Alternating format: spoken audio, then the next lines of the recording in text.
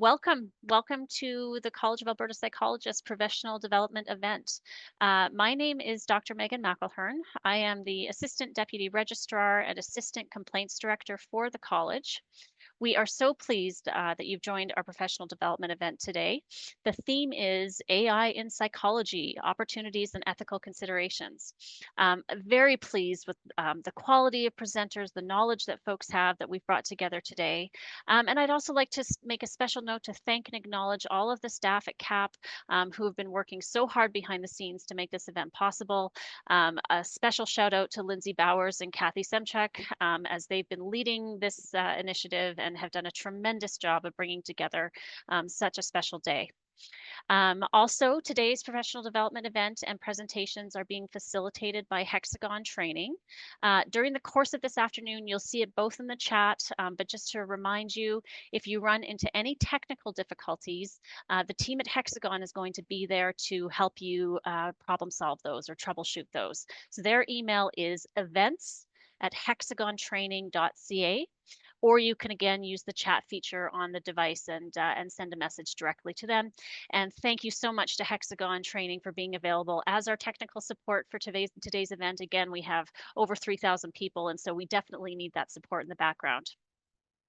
Prior to beginning today's event, and in the spirit of truth and reconciliation, I would like to offer the college's territorial acknowledgement. Hexagon, if you could please play the territorial acknowledgement now.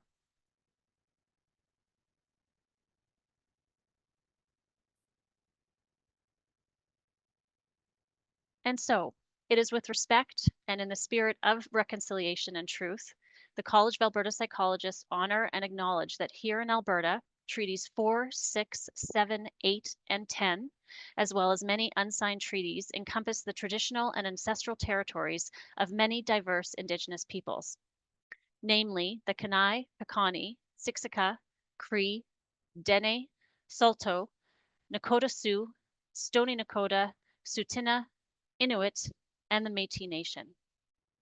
We acknowledge and give thanks to these many First Nations, the Métis Nation, and Inuit peoples who have lived on and cared for these lands for generations, and the many others whose histories, languages, and cultures continue to influence our vibrant community.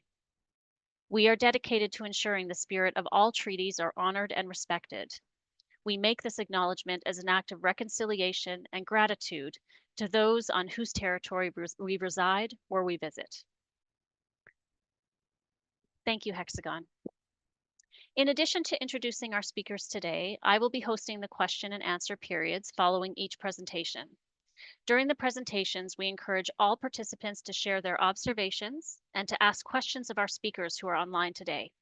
You can submit comments and questions within the Q&A feature. In terms of question instructions, the chat box is seen at the dialog box at the bottom or side of your screen. When you input a question or comment, it will be visible to everyone. We ask participants to ensure comments or questions are relevant to the topic at hand. As we do have limited time and a packed agenda today, we may not be able to get to everyone's questions, but we're certainly going to do our best. If anyone has specific questions for the college, we ask you to contact our office directly so that we can get to as many speaker questions as we can for today's event. You can direct all other inquiries through the Contact Us page on the CAP website. And so now we are going to begin with our first speaker, Dr. Liana Fortunato. Dr. Liana Fortunato is a licensed clinical psychologist and the Director of Quality and Innovation within the Office of Healthcare Innovation at the American Psychological Association. Dr. Fortunato's work focuses on finding creative ways to harness technology to make high-quality mental health care more accessible and equitable for all. She contributes to the development and implementation of strategies that promote psychological practice innovation in the realms of digital mental health and measurement-based care. Prior to her role at APA, she has worked as a clinical administrator, practitioner, and consultant across a variety of settings, including university-based mental health care, private practice, and digital mental health. Dr. Fortunato holds a PhD in clinical psychology from Eastern Michigan University. She is licensed in Illinois and Virginia. Dr. Fortunato, we are so pleased to have you with us today, and over to you for the next while. Thank you so much. All right.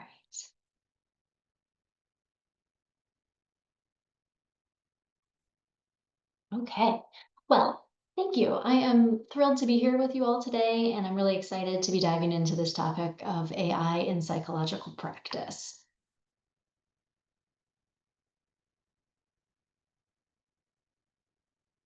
All right. Just a quick overview of our learning objectives.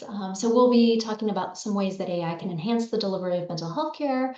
We're going to be exploring some of the challenges posed by introducing AI into care, and we're going to be reviewing some frameworks that can help guide the ethical use of AI in care. But first, to zoom out, why are we having this conversation about AI in care? Well, we know that the needs of the communities that we serve are significant. In fact, the World Health Organization came out with some statistics earlier this month, and one of them was really profound. Presently, 1 billion people worldwide have a mental health condition, and we know that that need is mirrored in our local communities. So within Canada, most recent national data suggests that about 5 million people meet criteria for a mood, anxiety, or substance use disorder. When youth have been surveyed back in 2019, 12% of them were reporting that their mental health was fair or poor. And then when those same youth were surveyed 4 years later, 26% of them were then reporting fair or poor mental health. And we also know that approximately 5,000 people die by suicide in Canada each year. But despite this significant need, many people do not get help or support. In fact, of the 5 million people that I mentioned, only about half sought professional support, and 1 in 3 reported partially or unmet mental health needs. And we know that there are many barriers to care. While encouragingly, we're talking much more openly about mental health these days, we know that stigma persists and that it can really be a barrier to people seeking care. Additionally, we know that the healthcare system is just challenging to navigate. It's complex, it's hard to figure out where to go, who to see, and that can be compounded by geographic limitations and language barriers. And even if people manage to navigate all that, they're often faced with long wait times and cost prohibitive services. But despite that, we know that demand for care remains very high. So each year, the American Psychological Association does a survey of our practicing psychologists, and we really try to get a sense of what people are experiencing in their practice. So changes, trends, etc. And one of the things we always ask about is workload. So what we know is that people are really increasing or reporting increased workload overall, 23%. And when we ask specifically about the number of patients that people are seeing, they also report that about 23% of them are seeing an increased number of patients, and a full third have more people on the wait list. So we know that people are stretching to meet the need, but we also know that there's an upper limit on how much people can stretch. And so if we're really going to try to address this mismatch between how much need there is and availability of care, we really need to evaluate a whole host of options. And this is going to involve things like growing the workforce, focusing more on prevention, but it's also going to involve using technology. And we know that the mental health community has embraced technology recently. In fact, if we look at rates of telehealth use pre-COVID, they were virtually zero. And post-COVID, we know that telehealth has really become a mainstay of care. So what was born out of crisis is now just a part of how we work. And that's really important for increasing access because now people do not have to be geographically limited to the provider that they see, but it doesn't make more of us. We still have capacity issues. And so now we're increasingly looking at AI and other technologies and how they might actually help us expand reach, to augment care, to really go beyond what we're able to do right now. It's important to note that artificial intelligence doesn't have one single definition. It is actually a whole host of technologies, and but at its most basic, we really are thinking about technology that simulates human cognition. So that could be learning, problem solving, creativity, etc. And AI is actually an umbrella term. So we know that in popular culture, when we hear about AI often what's being talked about as generative AI. So those are your chatbots that you all may have heard about. So ChatGPT, Claude, Gemini, etc. And those really rely on large language models. However, there are a whole host of other technologies that could be at play when a technology uses AI. Now, we don't necessarily need to understand each of these technologies. However, it is important to know that they all have different and unique functionality, and they also have benefits and different risks.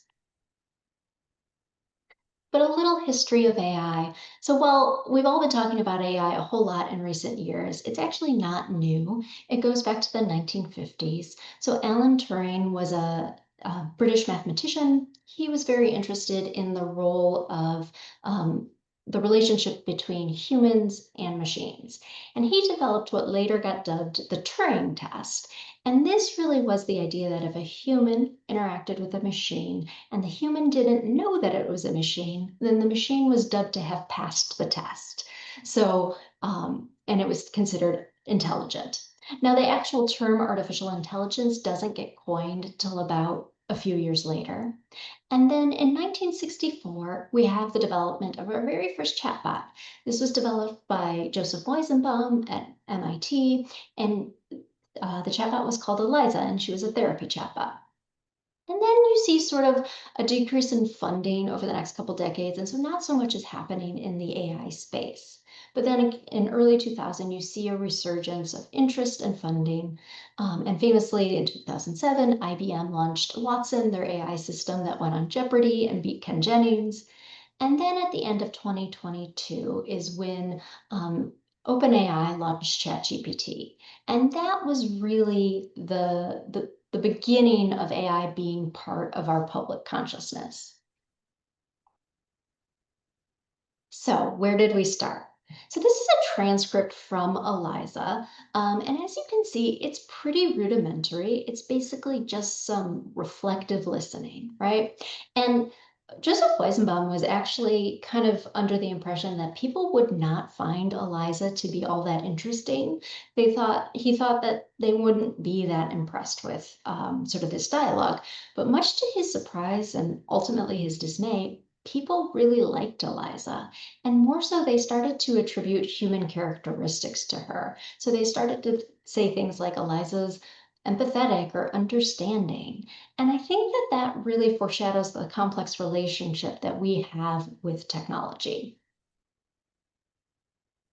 So I thought it would be interesting to take that conversation and pop it into a current model. So this is just using Copilot. It's a general purpose model. It's not necessarily meant for healthcare or anything of that nature.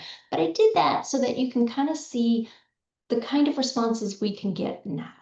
So you can see how, sort of engaging that large language model can be. It can be warm, it can be empathetic, and can be very personalized. And again, while this isn't meant for healthcare, it does give us some sense of the functionalities that are now available to us and how we might begin to harness them safely in a healthcare context. But it's important to note that we've all been using AI for some time now. AI has actually been integrated into a whole host of things that we use probably on a daily basis. So if you do any online shopping, you're familiar that you will get recommendations based on your purchase history. That's based on machine learning. Similarly, if you use any streaming services, you will often get recommendations for shows you might like. That's also based on machine learning. If you use facial recognition to unlock your phone, you will be using computer vision. And if you have predictive text set up, like on your email or text messages, that uses natural language processing to predict what the next words might be. And financial institutions use deep learning to help with fraud detection. So it learns your financial habits, your spending habits, and can flag charges that might be out of the ordinary and might be fraudulent. And so while we're all probably using these things, we're not necessarily using them because they are AI. right? We're using a navigation app simply because we need to get somewhere and we need directions. And AI is the tool that underpins it. However, increasingly, we're seeing people seek out AI tools for the specific functions that AI can perform. So this is an interesting study. Comes from the State of Generative AI Use in Canada report. This is from the Social Media Lab at Toronto Metropolitan University. So the researchers surveyed about 1,500 adults, and they asked them questions about AI, their use, etc. And what they found was that about 2/3 of people were using AI or had used AI, but the frequency of use was low. So people were kind of dabbling, they were checking it out, but they weren't regular users. You do see this differ by age, though. So younger people were more likely to use AI, and they were more likely to use it regularly compared to older adults. And you can see that, yes, people are using AI for work, for education, but increasingly people are using it for entertainment. Additionally, participants were asked about how knowledgeable they felt about AI. And then researchers actually gave the participants a general knowledge quiz to sort of compare what it was their objective knowledge versus sort of their felt knowledge. And what they found was about 38% of participants said they felt like they knew how to use AI effectively, but on average, people had pretty low scores of knowledge. And 51% of people acknowledged that they didn't really know how AI companies were using their data, and almost 60% felt like they did not have much control over that. In terms of people's attitudes about how Gen AI is going to impact society, people were fairly split. So you'll see 39% of participants thought that it was going to have a positive impact, 34% said negative, 27% said neutral. But there was some consensus around concerns that people had. So not surprisingly, you see people be worried about security and data privacy, concerned about misinformation, also concerns around how it's going to affect jobs and education, as well as our critical thinking skills, our social skills, etc. Interestingly, the majority of the respondents said that they wanted regulation of these technologies. So 78% said they thought that companies should be held responsible if that technology causes harm. And people wanted regulation both of the current abilities of the technology as well as the future capabilities. So I suppose you could interpret this finding in different ways. But one thing that strikes me is that people realize AI is a powerful technology and they do want safeguards. So this is some information about how people are thinking about AI and using AI generally. But what about healthcare specifically? So we know that AI is increasingly being incorporated into healthcare in a whole variety of ways, starting with sort of the wellness space. So if you happen to have a wellness app on your phone, or if you open your app store and download one of the tens of thousands of wellness apps available to you, many of them incorporate AI, and generally it's to track habits or make personalized recommendations.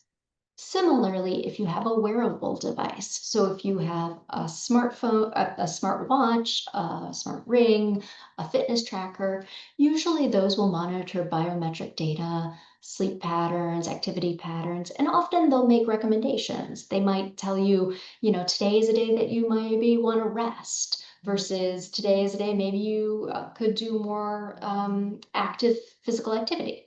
So again, sort of the AI is used to make those personal recommendations. Specifically in healthcare, we've seen radiology really lead the way in terms of using AI to analyze medical imaging. And then there's things like surgical robots that are used to help in long and particularly complex surgeries. So what do people think about using AI in healthcare?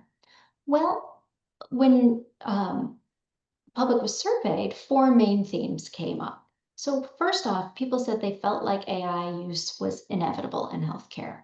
And when researchers really dug into that finding, what they noticed was that some people thought that was positive. Some people thought it was going to help with efficiency, effectiveness, but others were concerned.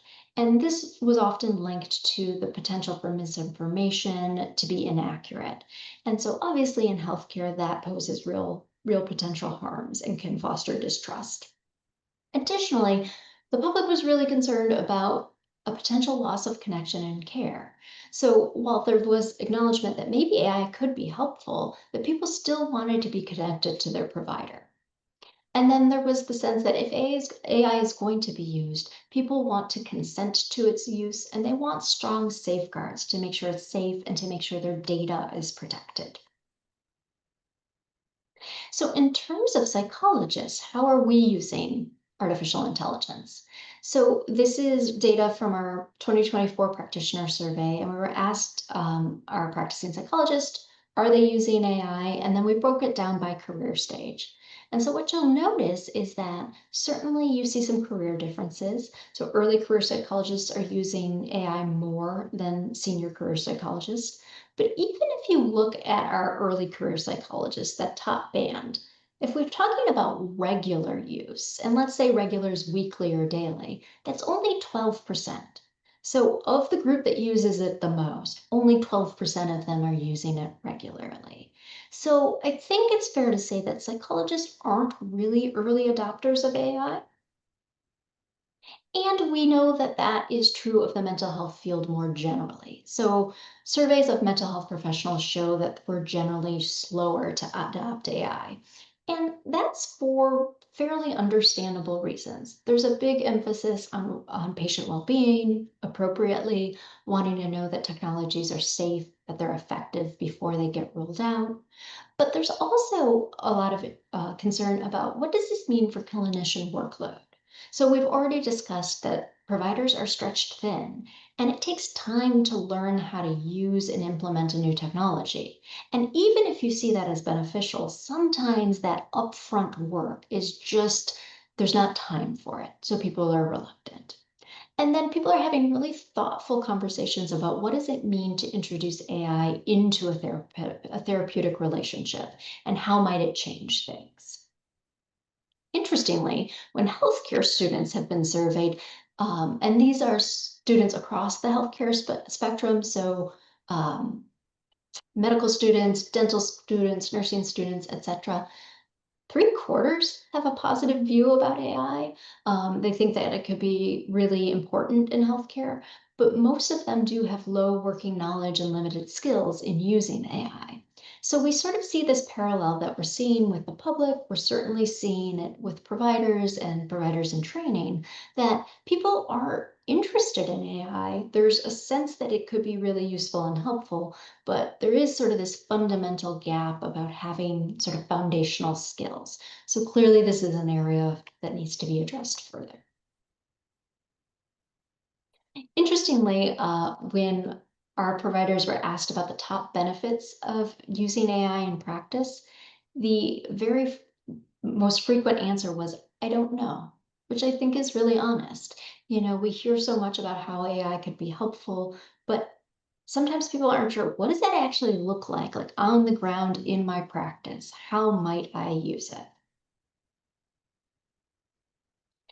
And a quick note about how the public is starting to use Gen AI specifically. So, this is a study that was published in Harvard Business Review, and it was looking at use cases of Gen AI. And this was taken from online forums. So, it's fair to say that people who are active in online forums may not be representative of the general public, but it is still interesting to note that for a subset of people, they are comfortable, willing to use Gen AI for health and well-being support. So you notice therapy and companionship is the number 2 use case in 2024. It's the number 1 use case this year. So for a subset of people, Gen AI is playing a role already in their care, or they are using it in this way. And so this is one of the things I really encourage psychologists to think about when we talk about AI is that it's important that we lean in to learning about AI and having discussions about it, even if we aren't quite ready to use it ourselves in our work. The reality is that patients are likely using it, trainees may be using it, supervisees, colleagues. And so there's a need to have a dialogue about when AI is being used and how. But if you actually are interested in using AI in care, how might you do that? So I tend to think about these uses in four overarching categories. So we've got administrative uses, we've got early detection, treatment augmentation, and training. So administrative uses, this is far and away the most common sort of category of use. And these are things you can do right now. So I'm going to talk about some stuff that's still in development. It's only happening in a research context. It's not ready. It's not at a clinic near you. But for administrative things, these are all things you could use if you were so inclined. So the first and most common example is documentation support. So we have seen a whole host of products come out, purporting to help clinicians with their documentation. And increasingly, we're starting to see electronic health records even develop tools that are part of the EHR to provide documentation support. And typically the way that this works is that the AI technology works in an ambient mode. So if you were having a clinical service, you would turn on the AI, it would sort of listen in the background, and then it would create a note at the end of the encounter. And that note is usually a note of your choosing, SOAP note, DAP note, initial assessment, whatever you'd like. Often you can customize your templates, make your own template. And then the idea is you would review that for accuracy, you would edit it, and then it would become part of the clinical record. And most AI note-taking tools will learn your style. So as you edit it, it learns kind of how you like to keep your notes, and then it, increasingly sort of that's how it does it by default.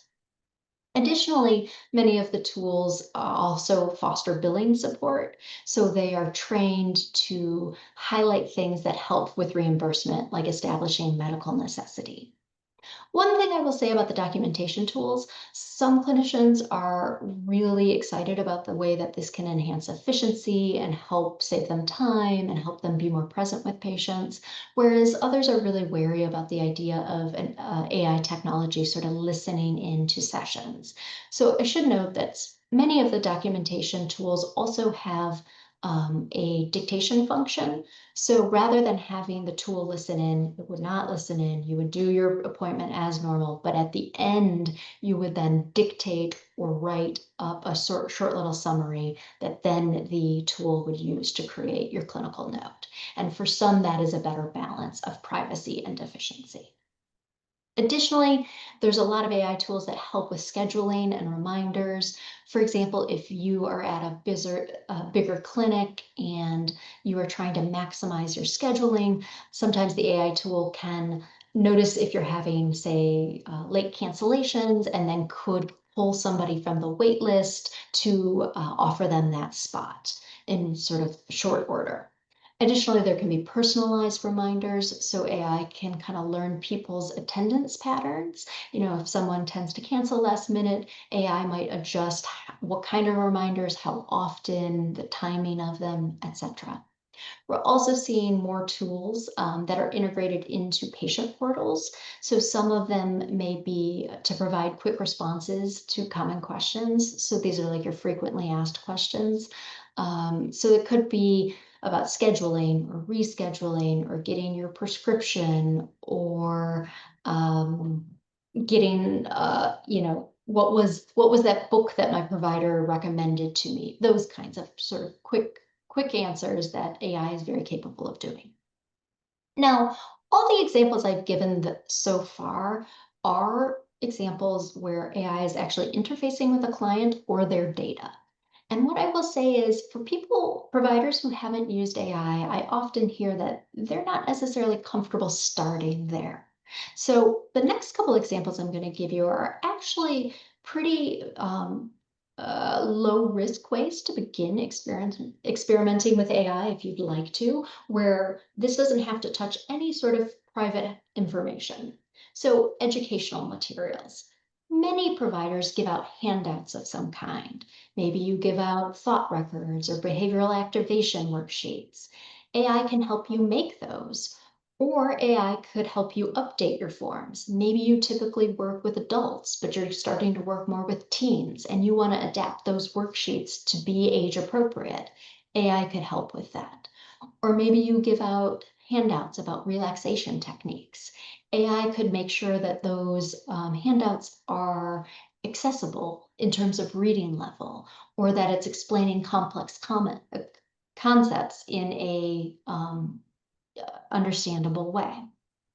Additionally, AI could be used for business support. So for so many mental health professionals, they are running their own practice. So AI could help with developing content for your website, making sure, again, it's accessible, it's at an appropriate reading level for the public. It could help you maybe update your bio.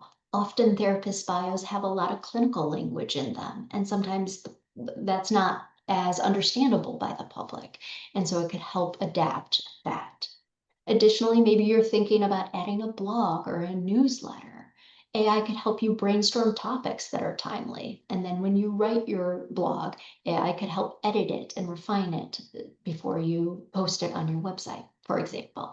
So those are just some ways that you could begin to experiment with AI if you were so inclined in your practice today. So the next way that AI can be used is early detection. So this is a really interesting area. So I should say this is largely in the research context so far. So this is not readily available to us, but I still think it's really important because it may be coming in the, who knows, next year, few years. And this is really the idea that we're looking for markers or patterns that could indicate that someone is at the early stages of experiencing a mental health concern or might be prone to developing one down the road. So, whereas in other facets of healthcare, you can monitor, say, cholesterol or A1C, things of that nature. We don't really have the same way to monitor in mental health, but we're looking to AI and its ability to pick out patterns from vast amounts of data to maybe identify some of those.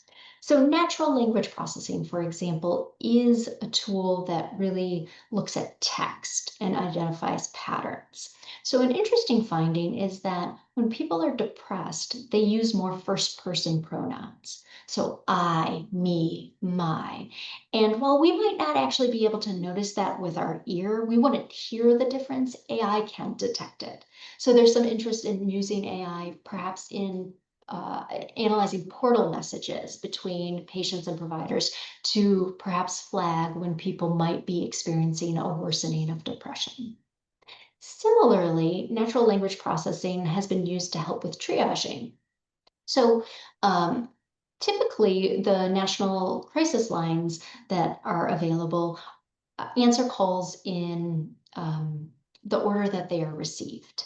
And sometimes because of long wait times, people just hang up or they close the chat.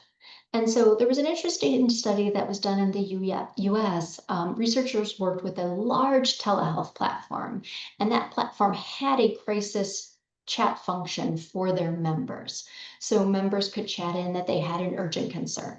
But those concerns ranged. So some were time sensitive, whereas some might be related to safety. And initially, they were finding that it was taking about 9 hours for the crisis team to respond to any one message because they were answering them the order that they would receive. The researchers developed a tool based on natural language processing to identify the high risk messages and triage them first. And what they found is they cut times down to about 10 to 15 minutes for the most high risk messages.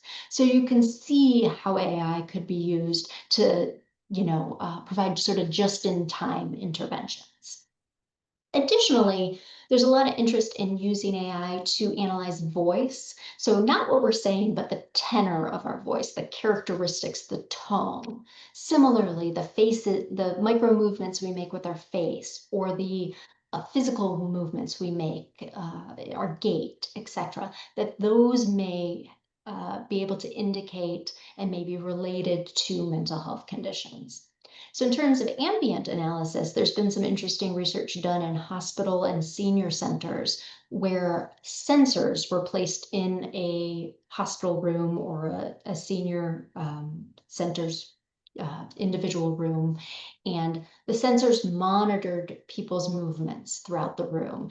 And what they found is that the tool was able to flag patterns of movement that was associated with worsening health. So the onset of hallucinations, cognitive decline, suicidality. And so again, it allowed for intervention before those things happened. And then predictive modeling is really the idea that we would take all this data, as well as data in the larger EHR, family history, health history, etc., and be able to determine where those that maybe are at higher risk for developing a mental health concern. And so the idea would be that perhaps those people would get more frequent or more robust screening across primary care, or maybe they would be given additional supports before they went on to perhaps develop a mental health concern.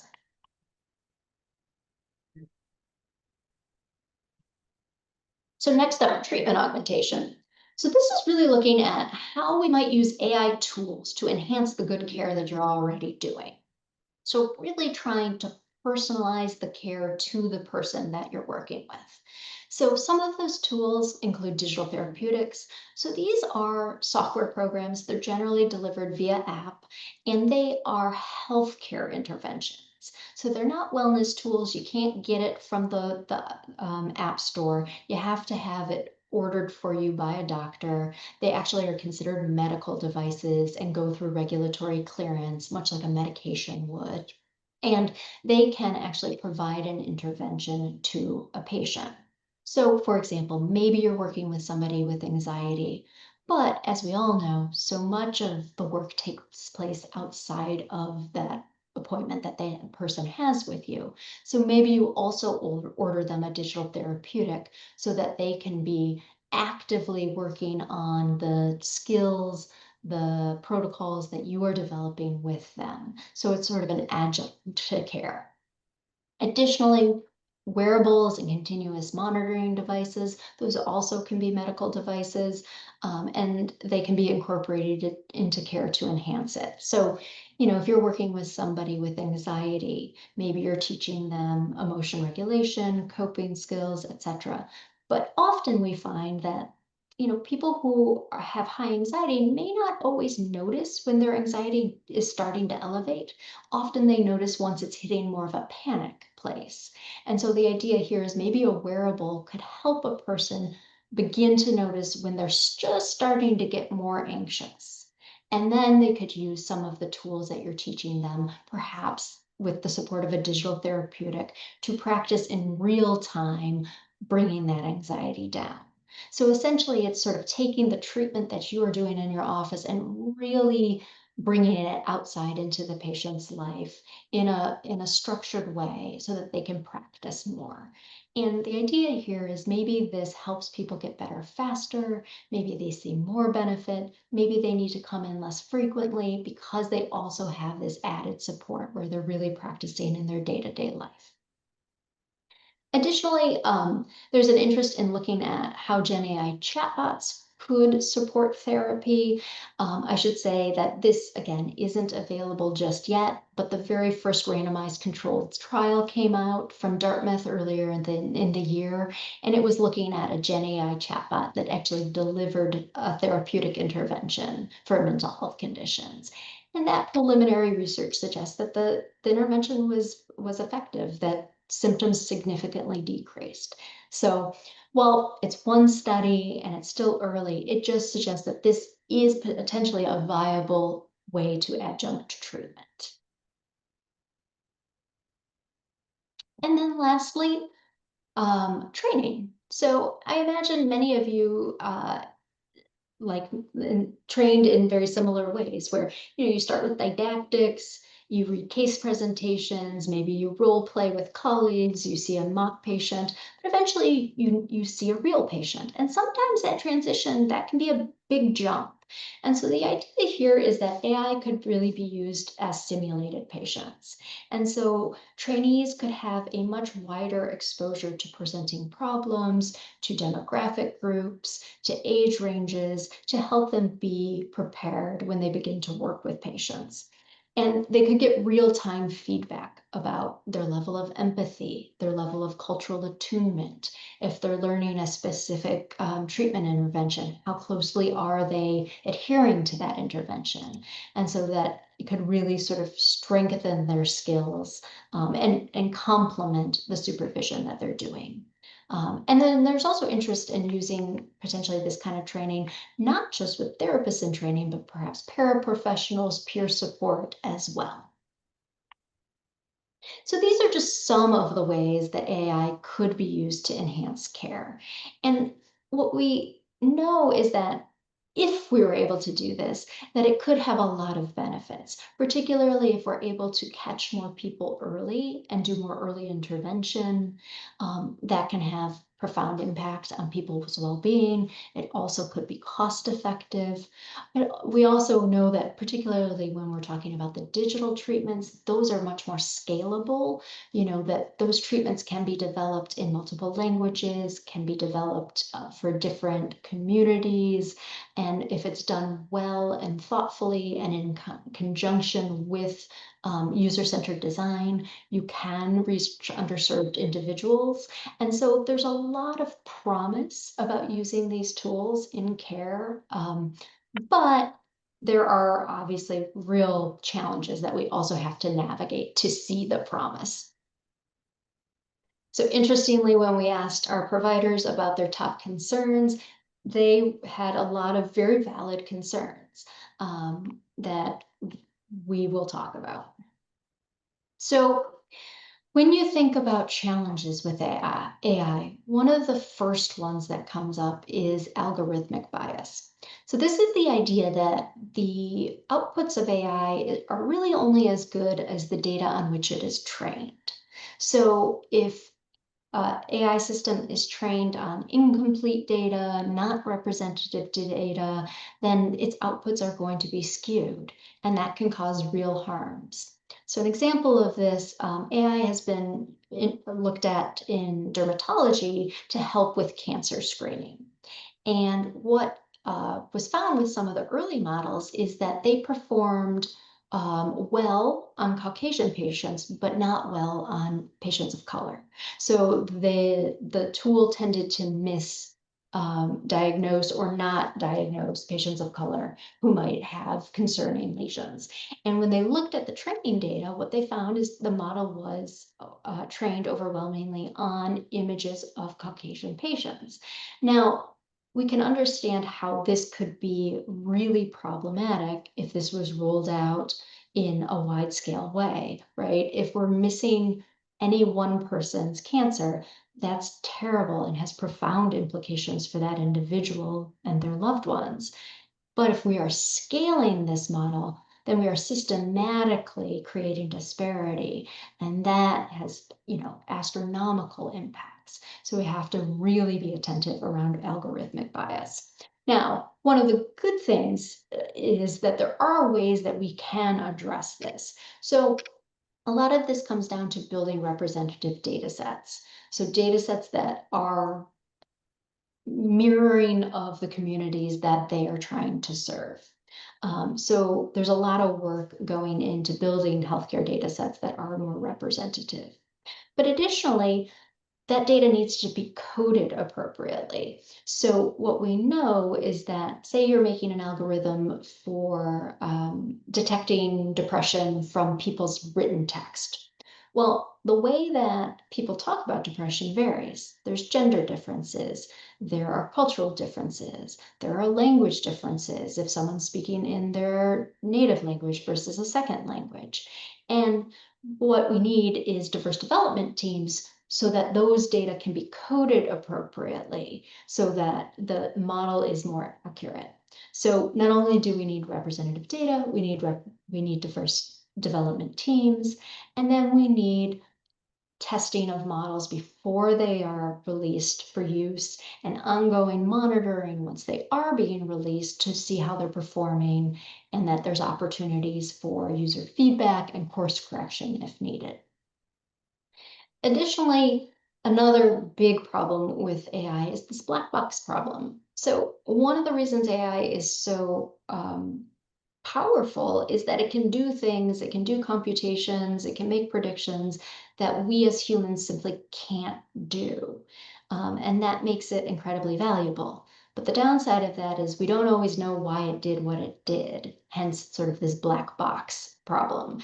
And in healthcare, that's particularly problematic because we need to know why an algorithm did what it did, particularly if, say, it's making diagnoses or providing diagnostic support. And this is not a solved issue, but there's a lot of work happening to make models more explainable. And the idea, particularly in healthcare, is that just because we can make super complex models doesn't necessarily mean we should. Actually, having simpler models may be more beneficial because they're more interpretable. And so the idea is that a model is really should only be as complex as it needs to be for its outcome. There's also some interesting technical fixes here where sometimes a main model will be run along with another model, and the second model helps to explain what the first model is doing. So there are some ways that we can get more insight into what models are doing, and we need that in healthcare. Additionally, data privacy and security. So this is a top concern, because of the sensitivity of healthcare information. And we all know that data breaches happen. And frankly, I think we can get a little desensitized to them because they happen with regularity. But this is a really important piece where, one, we have to be holding technology companies accountable for having really rigorous data privacy practices. But two, there also needs to be, in some ways, a cultural shift where we all see ourselves as having a role to play with data privacy, that we all are using stringent, digital hygiene practices, cybersecurity practices, because so often when there are breaches and they do investigations for how that breach happened, it it's often simple things. It isn't, some mastermind has broken into the system in a really complex way. It often comes down to simple things like multi-factor authentication wasn't set up, or someone clicked on a phishing link, or an employee accessed the secure work environment from a compromised personal device. So, if we're going to be using AI increasingly, it requires us all to be very thoughtful about our data privacy habits and to be able to talk to clients about theirs. Additionally, if we're thinking about using AI in care, this really requires a shift for how providers provide care and how the public receives care. And even if we've got really great tools, it takes time for people to make those shifts. And what we know is people are more willing to make those shifts when they're included. And so this is really the idea that providers and the public should be included in the design of AI tools. If a tool is provider facing, then providers need to be involved. And if it's public facing, ideally the public is involved. And we know when that happens, people are more willing to use the tools because their voice has been included and they have insight into how those tools were made. With regard to interoperability, this is not the most engaging challenge. It's kind of mundane compared to the other ones, but it's really important. It goes back to this idea that providers are stretched thin. And even if you've got the greatest tool in the world, but it's hard to use, it doesn't integrate well with the EHR, it requires a different portal, it requires, navigating two different systems, people are less likely to use it. So we need to ensure that the tools are streamlined and they work well for providers, otherwise they're not likely to use them. Additionally, we need to be thoughtful about the implications on the workforce. Anytime there's been a new technology developed historically, we see changes in jobs. Sometimes certain jobs go away, other jobs are created, and many jobs change.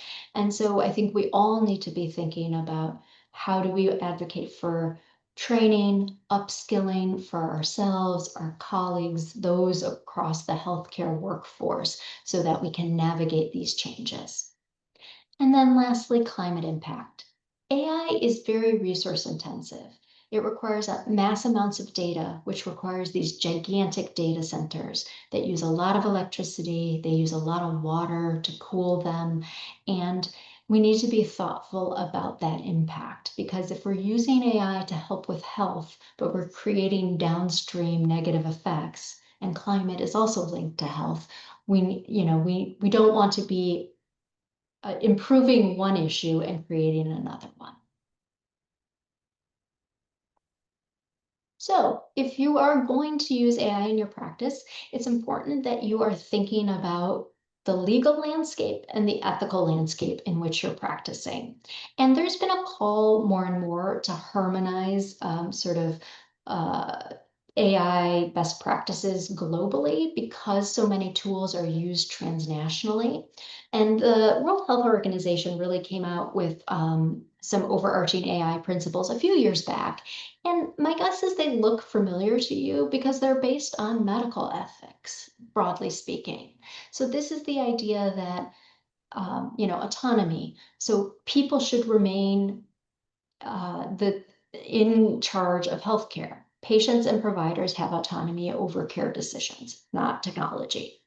The idea that we want to be focusing on doing good and not doing any harm, that we need to ensure that tools are safe and that they're effective before they're rolled out to the public.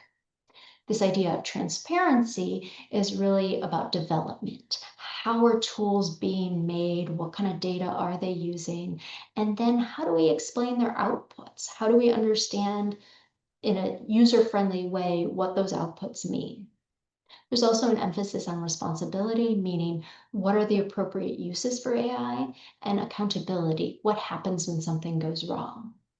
We also want to ensure inclusiveness. So if AI is really to be this, positive force that we hope it can be, how does everybody benefit from that?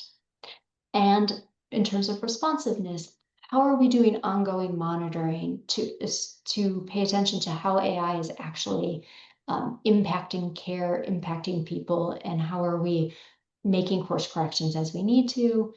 And sustainability really is about the workforce and the environment. In terms of legal landscape, the EU was the first to really come up with comprehensive AI legislation. In terms of at the local level, Canada was actually one of the first countries to develop a national AI strategy. And the AI Data Act was introduced back in 2022, but it was not successfully passed into law. So Canada, like many countries, the US as well, doesn't have national AI legislation, but often there are existing laws that do apply to AI use.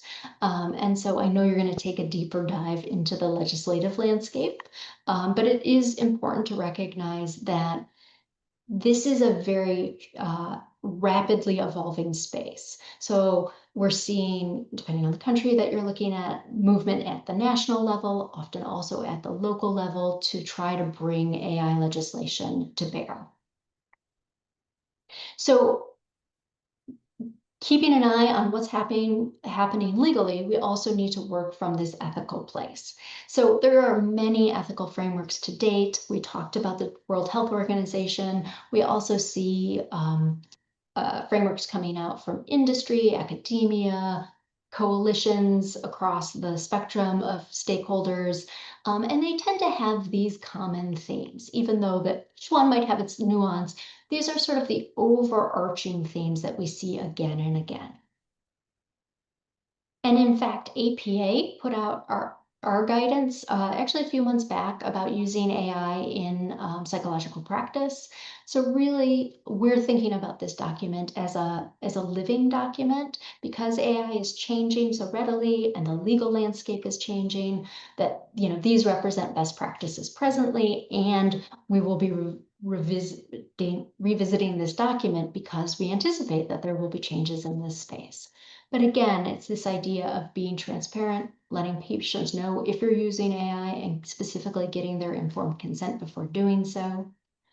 Recognizing that tools can have bias built in, so you have to do your due diligence about selecting tools in terms of understanding how it was built, as well as its data privacy and security practices.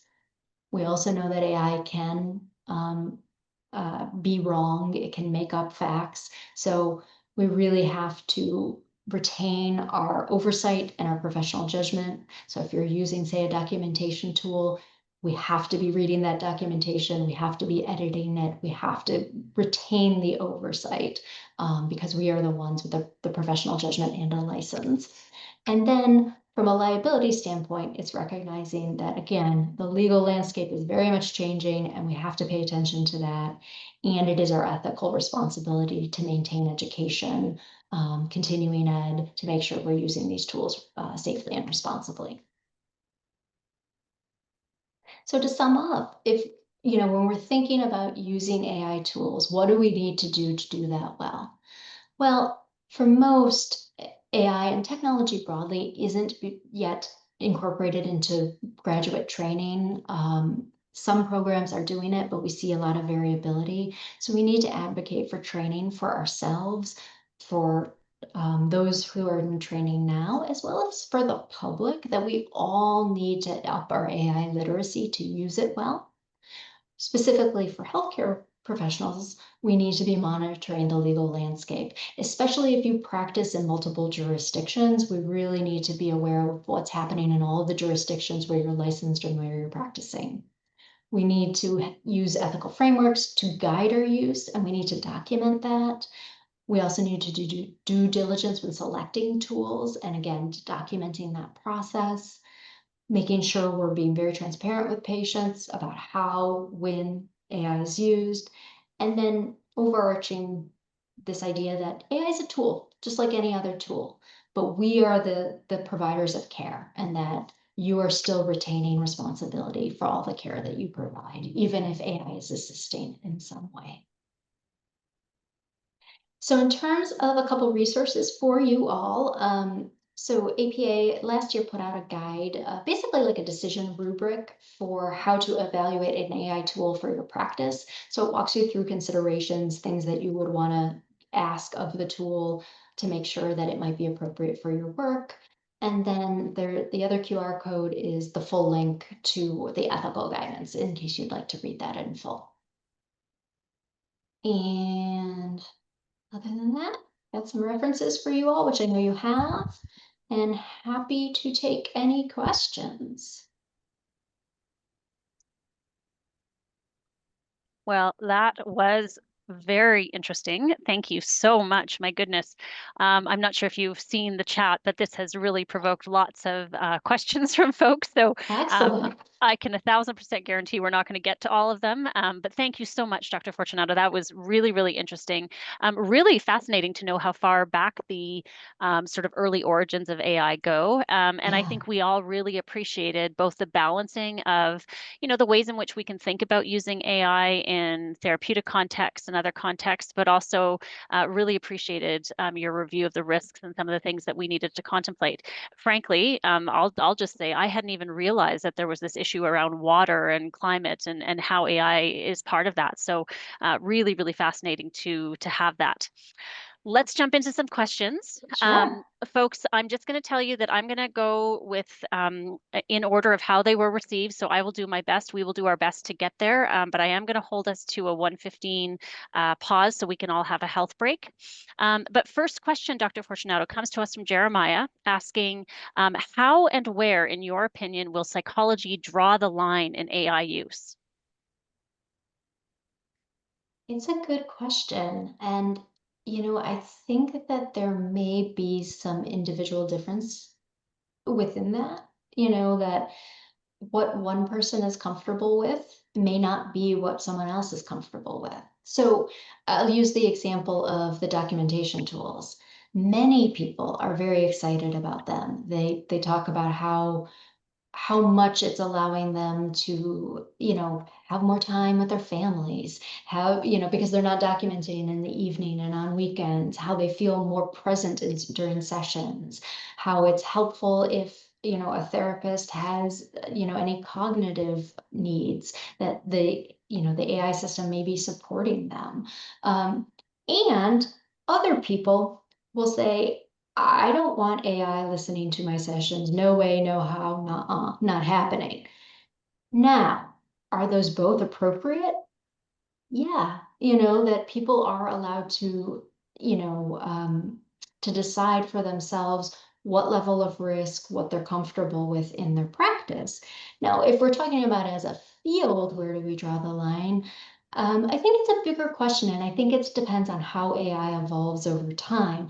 But one thing I think, you know, we think a lot about right now is if you're going to use AI in care, it has to be AI that's built for healthcare. So there's a lot of tools out there that are general purpose, that aren't regulated, that aren't meant for healthcare. So that is one important piece to really stress. That when we're talking about any of these tools, documentation tools, the digital therapeutics, etc., we are talking, you know, about tools made for healthcare. So they have to undergo testing, they have to adhere to privacy laws, etc. So that's a real important piece. And then I would also say that right now, AI is an adjunct. You know, there's a lot of questions about, could AI function independently? Could it provide therapy independently? It's hard to know where AI will go. But what we know, where the science is right now, that AI assists us, but we are still the professionals. That was a wonderful answer, and I think will also have provoked more questions. So we'll go to Catherine's question next, which is, can you comment on how to address the fact that consent cannot truly be informed for AI scribes, since we are not able to access information, or at least very limited information, about the model? Yeah, so that is a challenge. My hope is that we are going to see the field move to a place of more transparency. And part of that happens by asking for it. And so one of the things I always tell providers, you know, when they're not sure, they have questions, email the company, go on their website, contact someone, ask them your questions, all of your questions. Even if they can't answer them or they won't answer them, it's important for them to hear that. It's important if they are trying to make a product that presumably is supposed to help providers. So providers need certain information to determine if it's appropriate for them. And so I do think as a field, there's a certain amount of leverage there. If we say, okay, if you want us to use tools, we need certain information. This is basic stuff we need to know. Now, there is proprietary information that isn't going to be shared, and that's actually true of all kinds of tools. It's not AI specific, but we are, you know, calling for more transparency about, you know, where was this developed? What kind of data was used? How was it tested? Have you done any studies about the accuracy of your model? How often does it have misinformation in its outputs? Those kinds of things. So the point is very well taken. There are limits on what we can know, but we do, I think, all need to feel empowered to ask. And then I think in our own informed consent with patients, if you feel like this is appropriate, I've done my due diligence, I feel comfortable that I know enough to use this, I think then it's about explaining to patients, here's what we know about AI, here are the things I can share, here are the things that we don't fully know, and are you comfortable with that? And for some people, they're not going to be, and we need to be prepared for that. And some people may say, you know what, I am comfortable with that. And it sounds like part of that consent would also be saying there's certain things that we simply don't know, and that also has to be part of the consent process. Absolutely. That Yeah. it is acknowledging the limits of what we know about AI. Yeah. Yeah. Yeah. Okay. Okay. Jeremiah really kicked us off with questions. So we've got another one from him. What is your opinion of AI therapy chatbots? Well, it's a big question. And what I will say is that so talking about chatbots gets a little challenging because much like AI, chatbot is actually kind of an umbrella term. There's a whole lot of things that fall under there.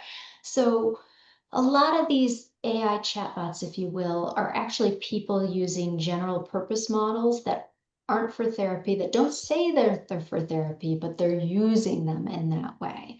And we know that that's dangerous because that's not how they're intended to be used. They're not evidence-based, and there are no privacy protections for the sensitive data that you're putting into it. Um, so that's one piece. In terms of could there be chatbots that are developed that are specifically for therapy? Yes, it's possible. That's that Dartmouth study that I know I kind of quickly went over, but there's a lot of interest in the way that chatbots could be harnessed, but we're not really there yet. So if a chatbot was actually going to deliver an intervention, like I'm going to give you CBT for insomnia, that actually makes it fall as a medical device. So, because it's making a claim, it's making a medical claim of saying, I am providing this intervention for a condition. So, in the US, that gets regulated as software as a medical device, would go through FDA. I believe in Canada, same thing. Software as a medical device would go through Health Canada. So, that's different because then that has to have safety information. Usually there's a clinical trials that have to happen. There's outcome monitoring that has to happen for adverse events. So I guess what I would say is there's a lot of stuff that's kind of in this gray area that's trying to skirt the line of am I a medical device or is it wellness?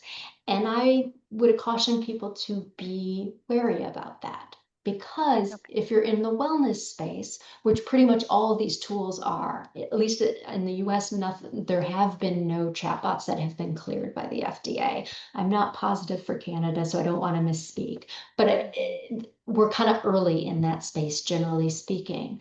And so if we're talking about tools in the wellness space, they don't have regulation. So does that mean they're bad? It just means we don't know. Some Right, but I think wellness. you're drawing the Well, distinction between the wellness space and psychological science.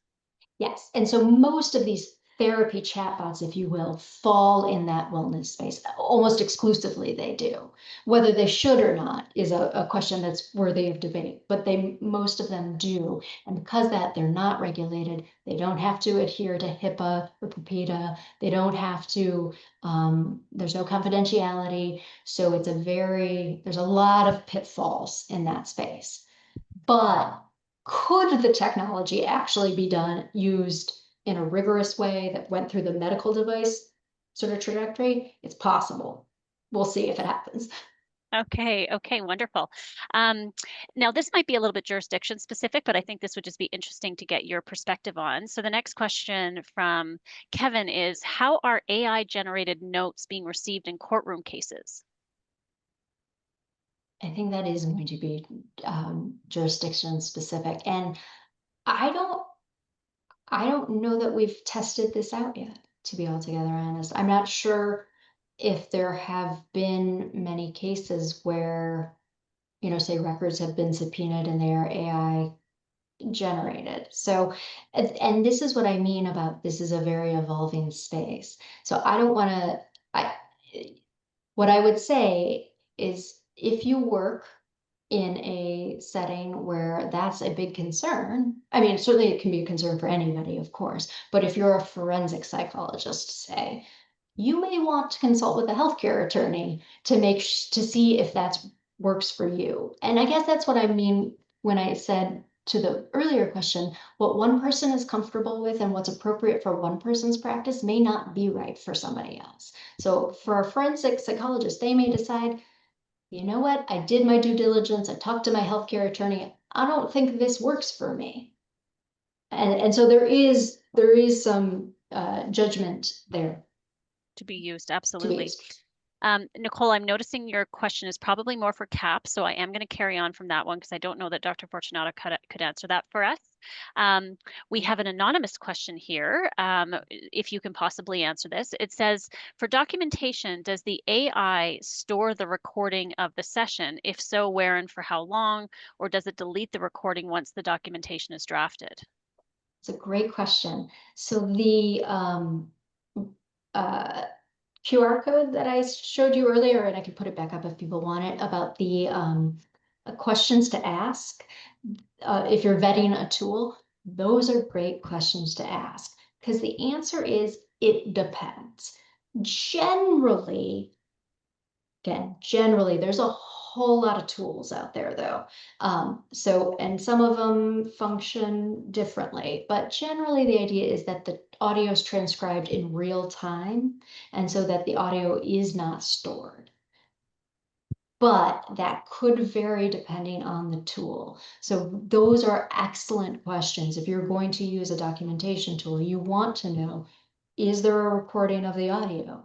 Where does it go? How long is it stored for? How is it stored? Is it de-identified as it's being transcribed so that there's not identifiable information in that audio recording? So those are all excellent questions. And unfortunately, I have to say, you have to look at the specific tool. Yeah, no, but those are very helpful questions for us to think about. So thank you for that. And really the direction to get in touch with the companies if we're using these tools to ask and get very surgical about the kind of information we're gathering. Absolutely. Yeah, Ask all your questions. I ask really do all of them. encourage you to do Yeah. that because I will say there are people in the space who are trying to do this well, and it's hard to do well. It takes time and effort and funds. And so the companies that are doing it well or trying to, they want you to know that. Right? Mhm. They're not going to make you hunt for their privacy information. They're not going to be, they want you to know, yes, we've done research on our project or on our product. Here's what it looks like. So that's part of why I do encourage people to be so willing to ask the questions, because if people can't tell you or won't tell you, that's useful information. Absolutely. No, thank you for that. That's such a good point. Wendy's now saying, and I know we've kind of touched on this, but I think it would just be good for you to review or summarize. So Wendy says, I can see the benefits of AI in our practices. I'm concerned about the resources needed if we all begin to heavily use AI, such as the space needed to house the computers, the environmental noise, and the water and electricity needed to run and cool the computers. Would you consider this an ethical issue? Yeah, I think it is. I mean, I think the reality is if we are using AI increasingly in healthcare, and not even just mental health, healthcare broadly, the demands, the resource demands are significant. And that is a very valid concern that we do need to think about. And I don't, sadly, there aren't great answers there. I do think that this is where advocacy is important if you're so inclined to be in that role, and that this may very much happen on a local level. So I know that they're building data centers in my state, and people are making their voice heard about what they think about that, or asking questions about how those centers are going to be powered. So I do think, again, sort of if you feel comfortable and empowered, like those are places to weigh in to make sure that local officials, leaders know that these are things we care about. Absolutely. I'm just going to bring everyone's attention to the fact that there's lots of information being dropped in the chat, so do track that if you're able to. Next question, again from Jeremiah, is, and you've touched on this, so maybe again it's just hitting the high points. What does an informed consent with AI look like? Um, for patients. I believe so. So I think if you were going to be informing a client that you were using an AI tool, what would you think needed to be included in the informed consent? It's a great question. And again, this is going to be jurisdiction specific. Okay.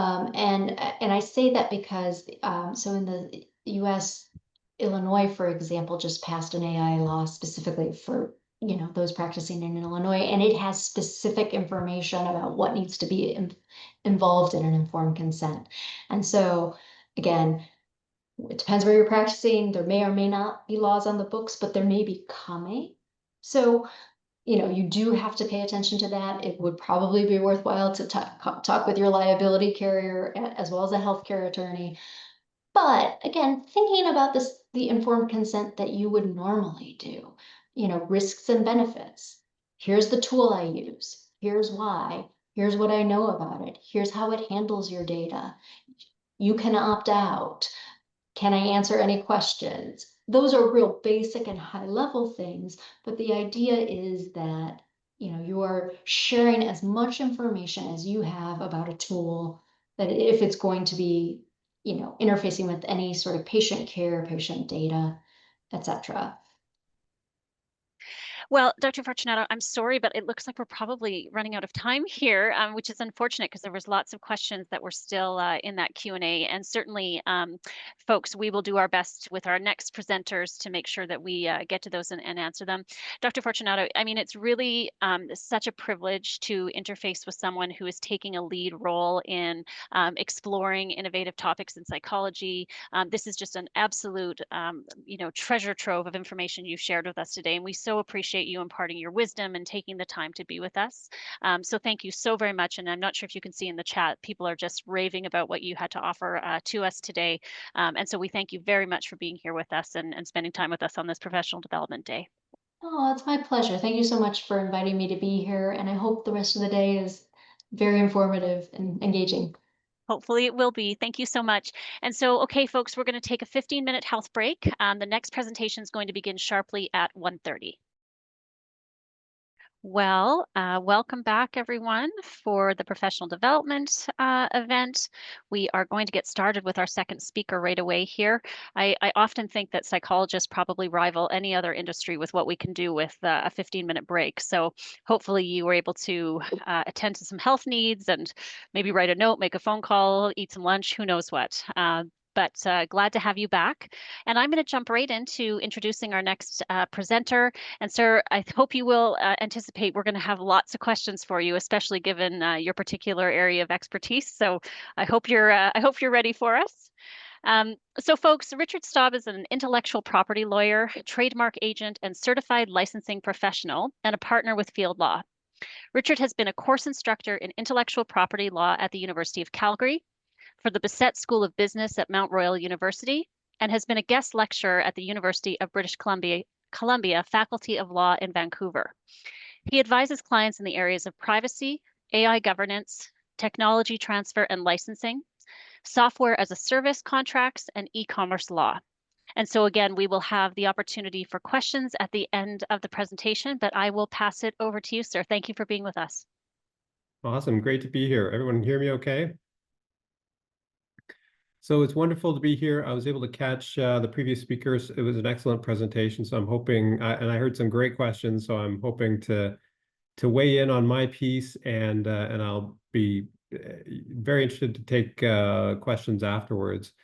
What I'm going to talk about. So my name is Richard Stobbe. I'm a lawyer with Field Law. We have offices in Calgary and Edmonton, and we're seeing a lot of work in this area. So it's a super interesting area. Happy to be here. And so I'm going to take us through, a short agenda where we're going to talk about some governance issues. We're going to talk about privacy and intellectual property, and kind of how you can tackle this if you're thinking about introducing it into your clinical practice. So a few introductory words. I'm not going to go into sort of what is AI. That is a separate, fascinating question on its own. But I think one thing to keep in mind is, I hear more and more sort of folks on the tech side talk to me about AIs, plural, that it's,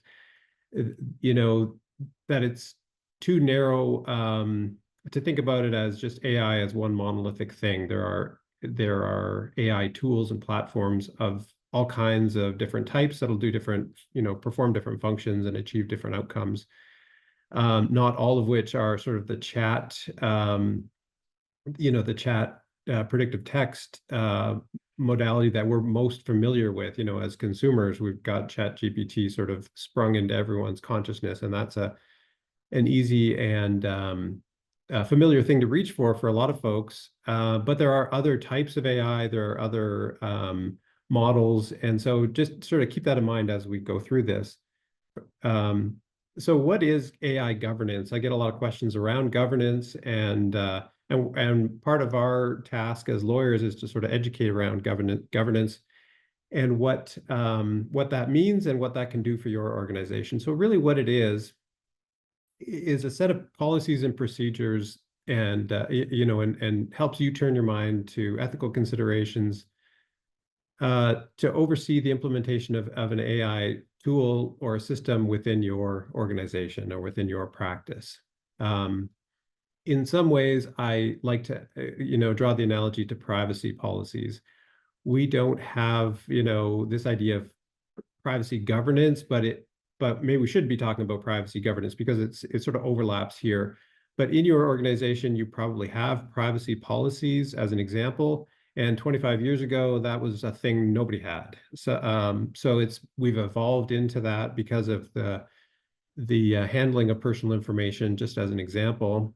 And so this will also be an evolution as we grapple with, how this technology is used. Then we will come up with ways to monitor it, oversee it, and deploy it within our organizations and clinics.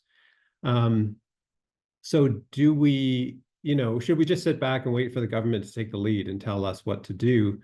And why do we as organizations or clinicians, have to sort of move first? Why don't we just sit back and wait for the regulator to do something? And the answer is, well, first of all, the government is slow. It's a bit bottlenecked, and there've been a couple false starts. Plus, you've got jurisdictional kind of grappling between the various lawmakers to figure out who's got jurisdiction in this area. So we may not get government regulation for a while, and that's not necessarily a bad thing.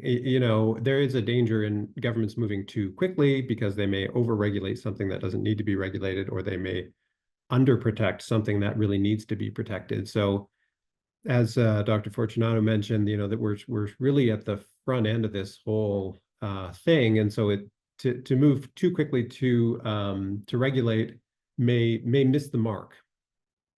So organizations, and professionals have to move to sort of consider this in the absence of that direction from the government. So as the previous speaker mentioned, we did have a sort of proposed bill, the Artificial Intelligence and Data Act, that was on the books at least for consideration by the previous government or by the previous parliament, and it aimed to sort of establish a regulatory framework for the operation of AI systems. And there's going to be a new creature of government created called the AI and Data Commissioner. We have a privacy commissioner as an example, and there's going to be an AI and Data Commissioner who would have jurisdiction in this area. So that bill C-27, died on the order paper when the previous parliament dissolved and the new government was elected. So far, our government in Ottawa has been preoccupied with a couple of other things, so they haven't really turned their mind to this issue. So there may be regulation from the feds that has not yet been sort of reintroduced. So we're waiting to see what they do at the federal level. We could at least look at what this bill proposed. It talked about, high impact AI systems and what they do and how and why they should be regulated. So for example, if you're determining employment for a person and you're using AI to make that decision, then, that is a high impact tool or a high impact use of AI.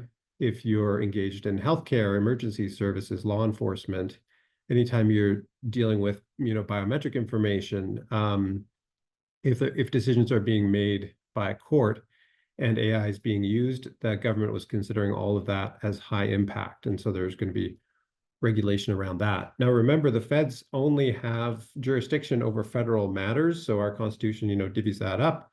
So this would apply to things like, banks, telecommunications, railroads, airlines.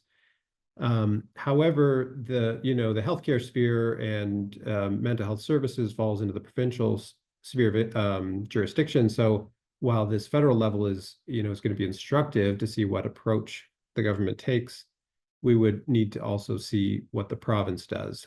Some provinces have moved in this area. There's a law passed in Ontario, which will come into force in a couple months in January 2026, about use of AI in employment hiring. So if you're using an AI tool in Ontario to screen applicants and make hiring decisions, then there's some regulations around that coming in Ontario.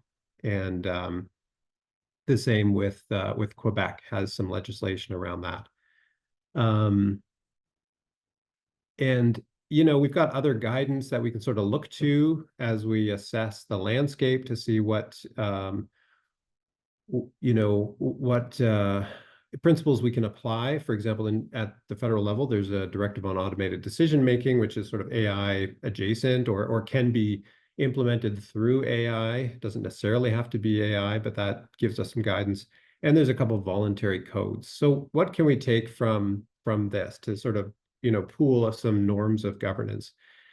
Well, we've got, and some of these were mentioned by Dr. Fortunato, so this is sort of going to be a theme throughout this, which is the idea of accountability. So if you're putting in place an AI system, then you as the user of that system have to be accountable, as is the vendor of that system. There has to be some accountability for the service providers and vendors who are providing it and the users who are deploying it in their clinics. We talk about principles of safety, fairness, and equity. That's where we get that kind of bias analysis and addressing the risks of bias. And transparency. This is going to be a big topic. Absolutely, there's this idea of the black box of unknowns that may be making decisions. If you're applying for a loan to a bank and the bank comes back and says, no, you've been declined, but it's not us who decided it, it's our AI mind in the back room, then you want to know as a banking customer, why was that decision made? Give me enough information so I can evaluate that. And that is right now there's a gap there. And when I talk about transparency, I think it's also important to put this into context. There's a lot of things that the average consumer doesn't understand. I mean, for me, how an internal combustion engine works is still a grand mystery.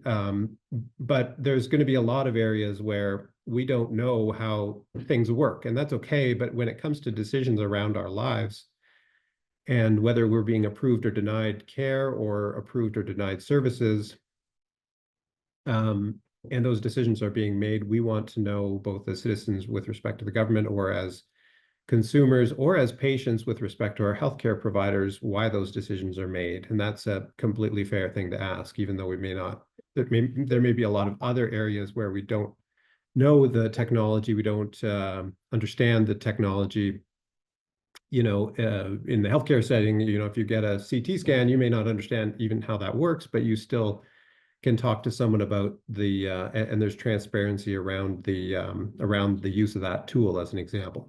So then we talk about, just to sort of round this off, human oversight. That's the idea of the human in the loop. And then, we want systems that are robust enough to resist the threats from bad actors, or that have sufficient security. So those are some of the, norms of governance that we look to. As you're considering this for your own clinic or your own practice, those are some ideas to keep in mind, and we'll go through a little bit more of a practical approach in a bit. Now, we talked about some voluntary codes, some failed bills that have been proposed but haven't got to law. We've talked about some other provincial laws. We've got some other guidance. AI is trickling into the court system, in the sense we have reported decisions where judges are considering AI and making decisions. This was a decision maker is a privacy commissioner, so it wasn't a court or a judge, but they reviewed in this McMaster case. It had to do with sort of a COVID era proctoring, online proctoring. The students are taking exams online, and the process of proctoring, which is to what you used to, if you went to university back when I was going to university a number of years ago, you'd be sitting in a physical room and you'd have a proctor monitoring things. Now it's all done online, and an AI tool was used to do a bunch of monitoring. And someone complained about that to the privacy commissioner. What is this AI tool exactly collecting? What personal information is it collecting? And so the interesting thing about this case is that the privacy commissioner referenced something called an algorithmic impact assessment. And now you may not be doing that at your clinic level or your practice level, but it's the idea that goes back to that transparency concept that we're talking about. What is the algorithm doing? And when I talk to folks in the tech side, some of them will admit, like, you know what, we actually don't know what the algorithms are doing. And that's a little troubling. So we need to keep, as humans and as a society, we need to keep a handle on that. So that's an interesting thing to consider. I'm going to skip over which has to do with AI, in immigration decisions. Again, this goes back to transparency and sort of decision making. There are a number of cases where AI was used, there was a challenge, and then the courts have to sort of assess, like, well, wait a second, how is AI used? In some cases, the human officer who's supposed to make an immigration decision, is involved and at the appropriate level and in the appropriate way. And that means even though AI may be used in the background, that doesn't mean the decision was subject to challenge. And so whether a technology is used or not used is less determinative than whether the decision was reasonable or unreasonable, and whether a human was involved in making that decision. And just because AI was used doesn't mean necessarily that the decision should be thrown out. So we're sort of, the point of this is to show, we're getting some decisions percolating up into the case law where we can sift through and start to build threads of, a guidance from the courts. I will say that most of the references to artificial intelligence in the reported decisions right now have to do with judges sort of expressing exasperation because people in the court, including lawyers sometimes, and self-represented litigants, folks who are sort of facing a hearing or facing an arbitrator and can't afford a lawyer and are trying to do this themselves, are basically asking chatbots like ChatGPT to act as their lawyer, essentially, and bringing decisions and cases to the court that have been completely hallucinated by the AI. And so it sends, judges and lawyers and their clerks and so on rushing off to see if they can find these cases and realizing, no, that was just all made up by the AI. So hallucination by AI is a well-known issue or bug, and that has to be taken into account for any use of sort of that type of AI. And certainly in the reported decisions now, courts are getting are sort of having no patience for this and saying, look, we're going to actually, make a costs award against you if you bring, made up cases to the court and then force everyone else to spend time and energy chasing them down to realize they don't exist. So that's an example of how AI is actually colliding with the legal system or overlapping with the legal system. In other areas that, other jurisdictions, absolutely, there's movement. In the EU, there's an Artificial Intelligence Act that is being phased in. It became effective last year and is sort of coming into force over a couple of years. The UK has moved towards AI regulation, and then the US is sort of at this point with the current administration kind of taking a hands-off approach to AI regulation. So we're not expecting a lot of movement at the federal level in the US, although at the state level, there is movement. For example, Colorado, and there's a couple of, I'm not listing all the states, but there are states that are moving with respect to AI regulation. Again, often related to kind of high impact or high risk systems, or with respect to the implications of bias around hiring decisions. There is a And there's some other sort of non-mandatory or that, risk frameworks and playbooks and so on that don't have the force of law, but again, give those of us who are seeking guidance, give us some signposts.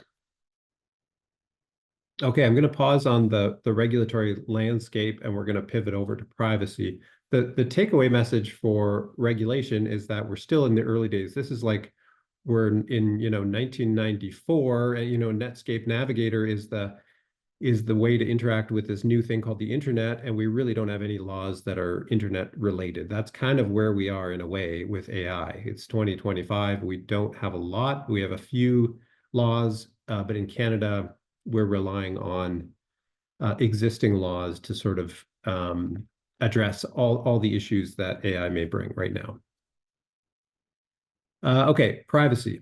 Privacy is a huge one. I've noticed it in the comments and in the questions, and it is absolutely a central issue. I'm going to talk about privacy, and then we're going to end off with discussion around intellectual property.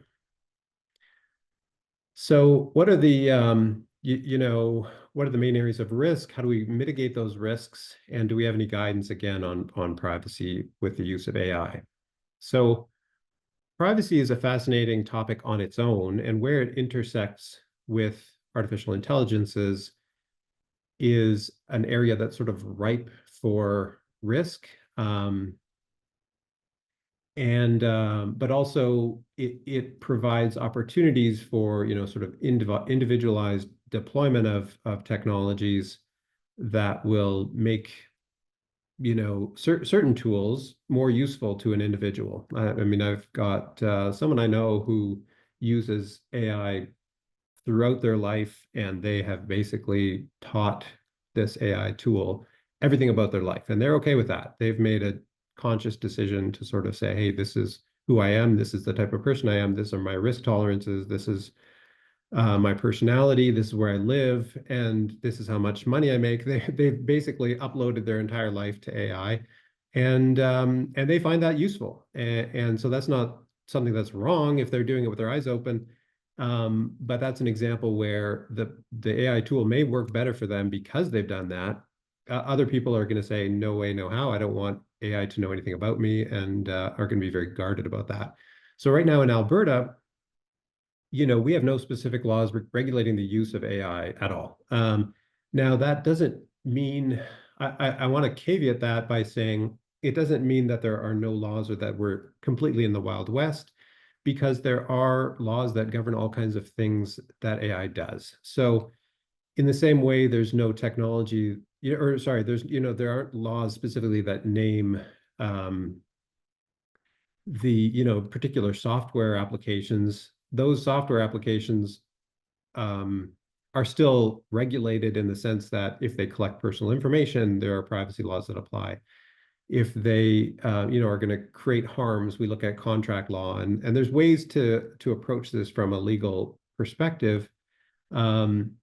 But there's nothing so far in Alberta that's specifically directed towards AI. I will say, since we're in the privacy kind of phase of this presentation, the privacy commissioner in Alberta has sort of signaled to the provincial government recently to say, hey, I think we need some AI specific laws in Alberta to deal with the personal information in this province and how AI intersects with the processing of that information. So it's obviously the privacy commissioner in Alberta doesn't have any lawmaking capacity, but they're kind of sending a message to to the legislators in Edmonton to say, hey, this is something that should be on your radar. We need this law here. And we need it to be Alberta or province specific.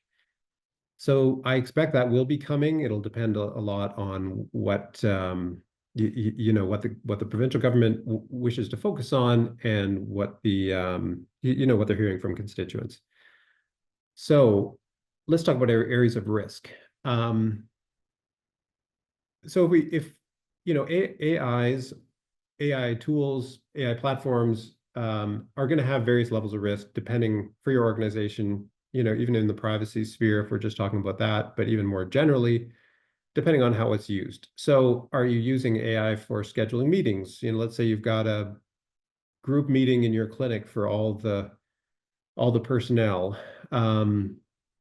and you want AI to sort of look at everybody's schedule and schedule a meeting. Well, that's pretty low risk. I mean, yes, there's some personal information in there, for employees, but it's pretty low risk. If you get a meeting wrong or there's a glitch with the meeting, that's not going to create a lot of liability for you.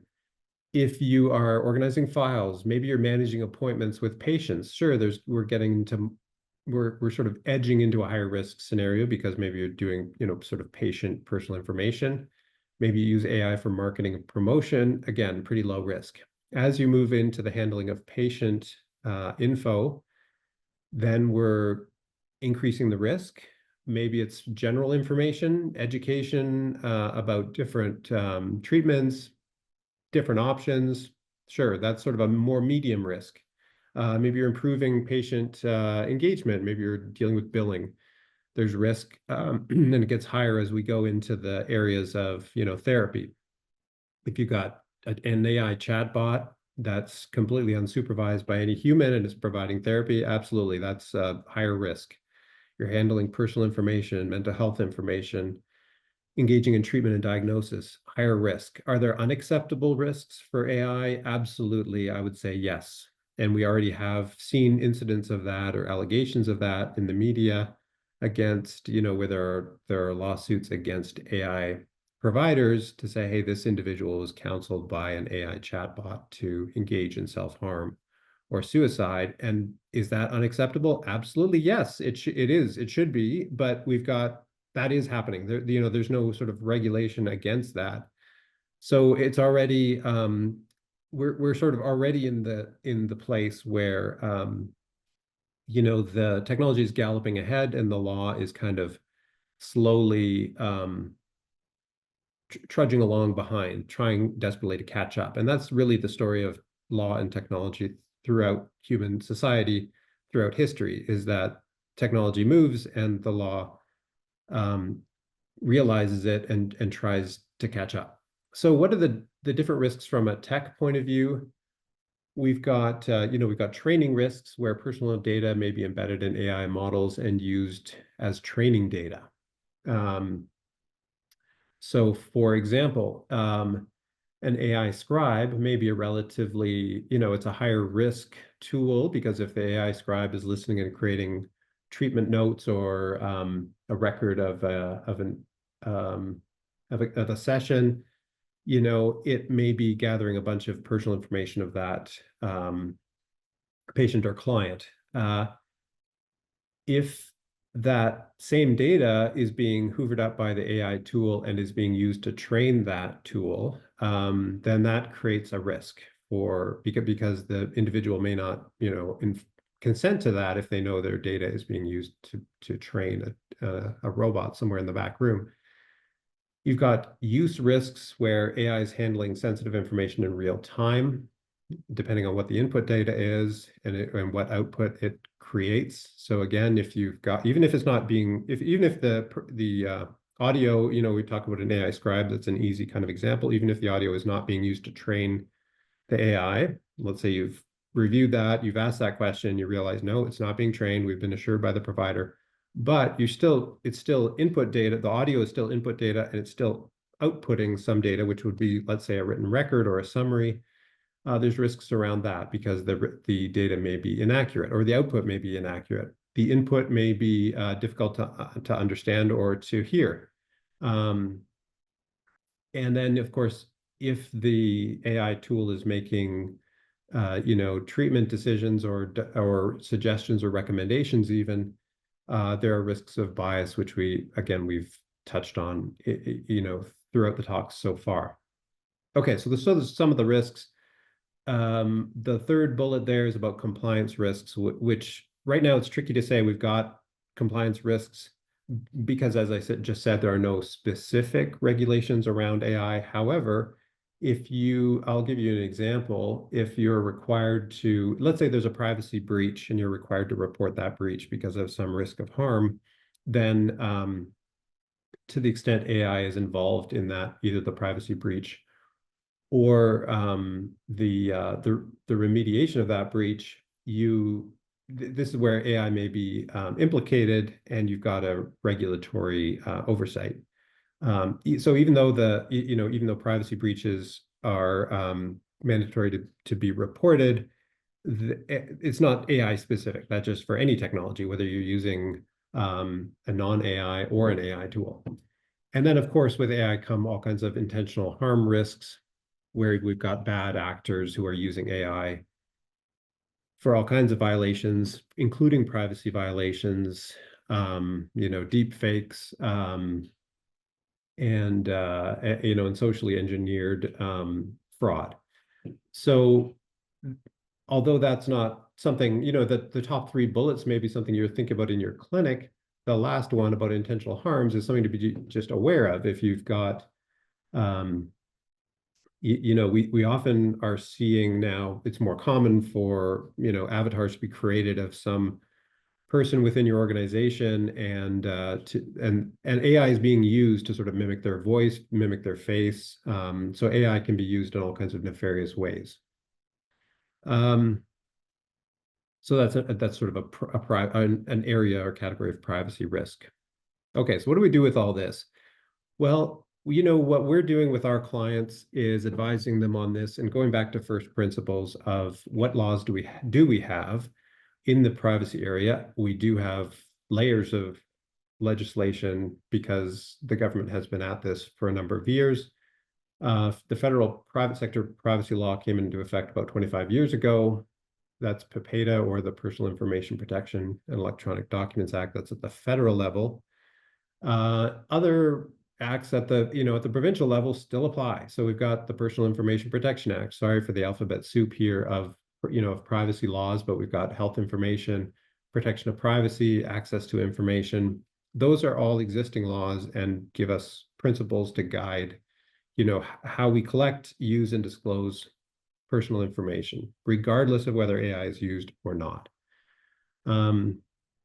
As Dr. Fortunato mentioned, education is a big thing. Educate yourselves about the tools, about how they work. You don't have to become a tech expert, but to the extent you get a handle on this, it's not going to be such a mystery when you go to ask those questions, and when you're going to sort of assess and just make decisions about what tool may be used, or you've got a vendor approaching you saying, hey, we can solve this problem for you in your clinic, then that education piece will help you ask the right questions.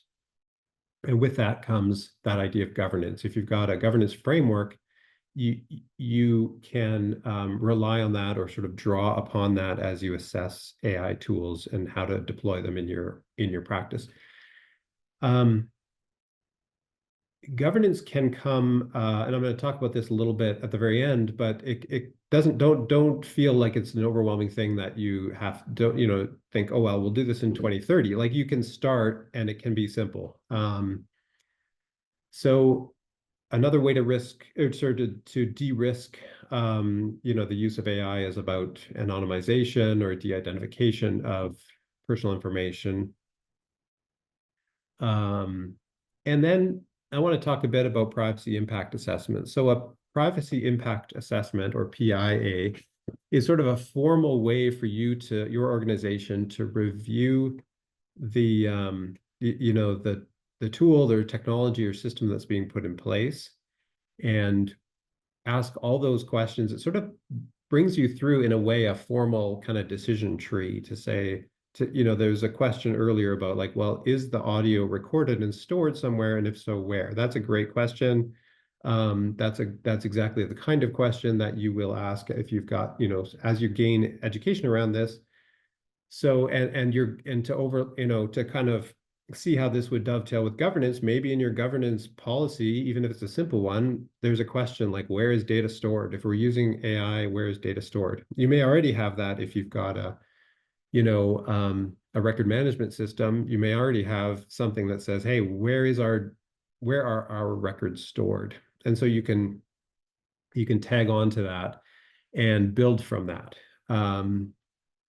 So you, in your privacy impact assessment, you would say, okay, what information, you know, if the AI tool is listening in on a patient conversation or a client conversation, then you ask, where's the, you know, is the audio being recorded? Is it being stored? Is it being stored in Canada? Is it being deleted? Is it being, you know, is a transcript being created? And if so, where's that written transcript going?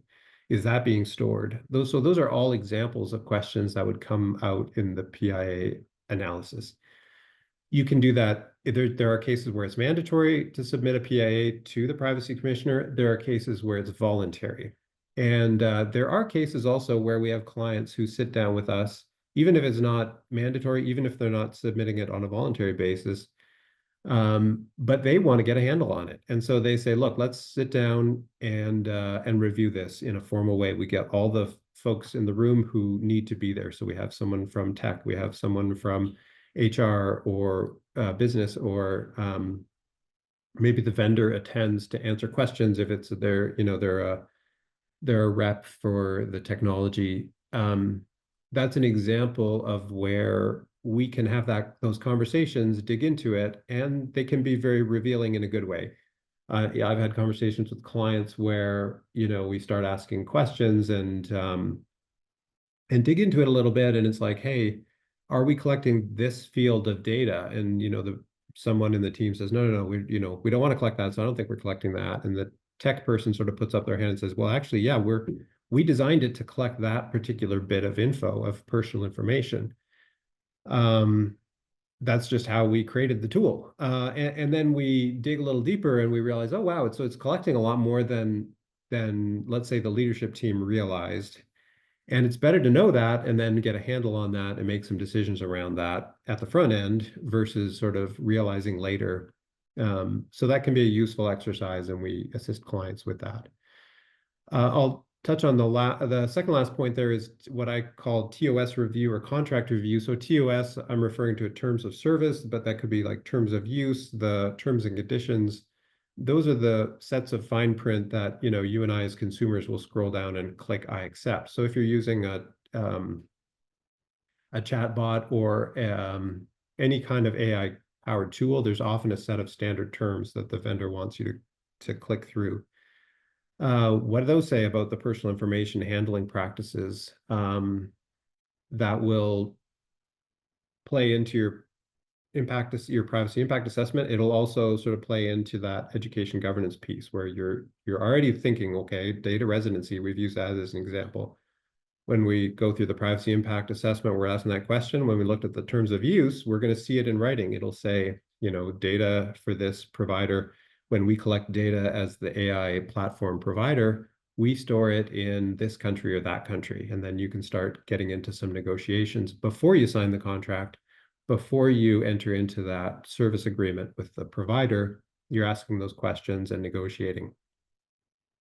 And then, and that's part of what your counsel can do. If whichever lawyer you're using, with familiarity with this area, they are going to advise you on that and help with those negotiations. And then lastly, you know, a great way to mitigate the risk is just that keeping that human in the loop. So if an AI scribe is a great sort of example, and we're working with a couple of clients on exactly this right now, is when the summary is produced for a clinical note, then you know, clinical record, then is the clinician, is the professional actually reviewing it and saying, yeah, that looks right. Or, oh, wait a second, the AI tool actually just drew from a template and added in a bunch of things that it thought should be in the meeting notes, but we didn't actually talk about that with the client. So I need to delete that. Or sure, that would be a good thing to talk about next time, but I didn't talk about it with them this time. So I need to take that out because that's not an accurate reflection of or an accurate record. Okay, so some of the questions to ask are, you know, what data will be used, and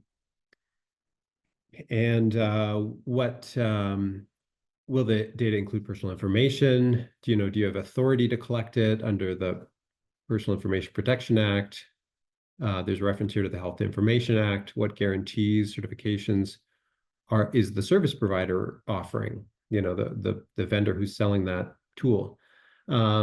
Where's the data process? So these are some of the things we talked about. And then we talked about patient consent in the previous session, made references to patient consent. So that's an interesting one. I mean, there's actually something in the Health Information Act, to just as an example, that says, if a tool is collecting personal information, and the patient or the client isn't aware of it, it's something that it was meant to sort of deal with, surreptitious surveillance. Let's say you've got a hidden camera, but they've expanded it so it's more broad to deal with any technology that's collecting personal information.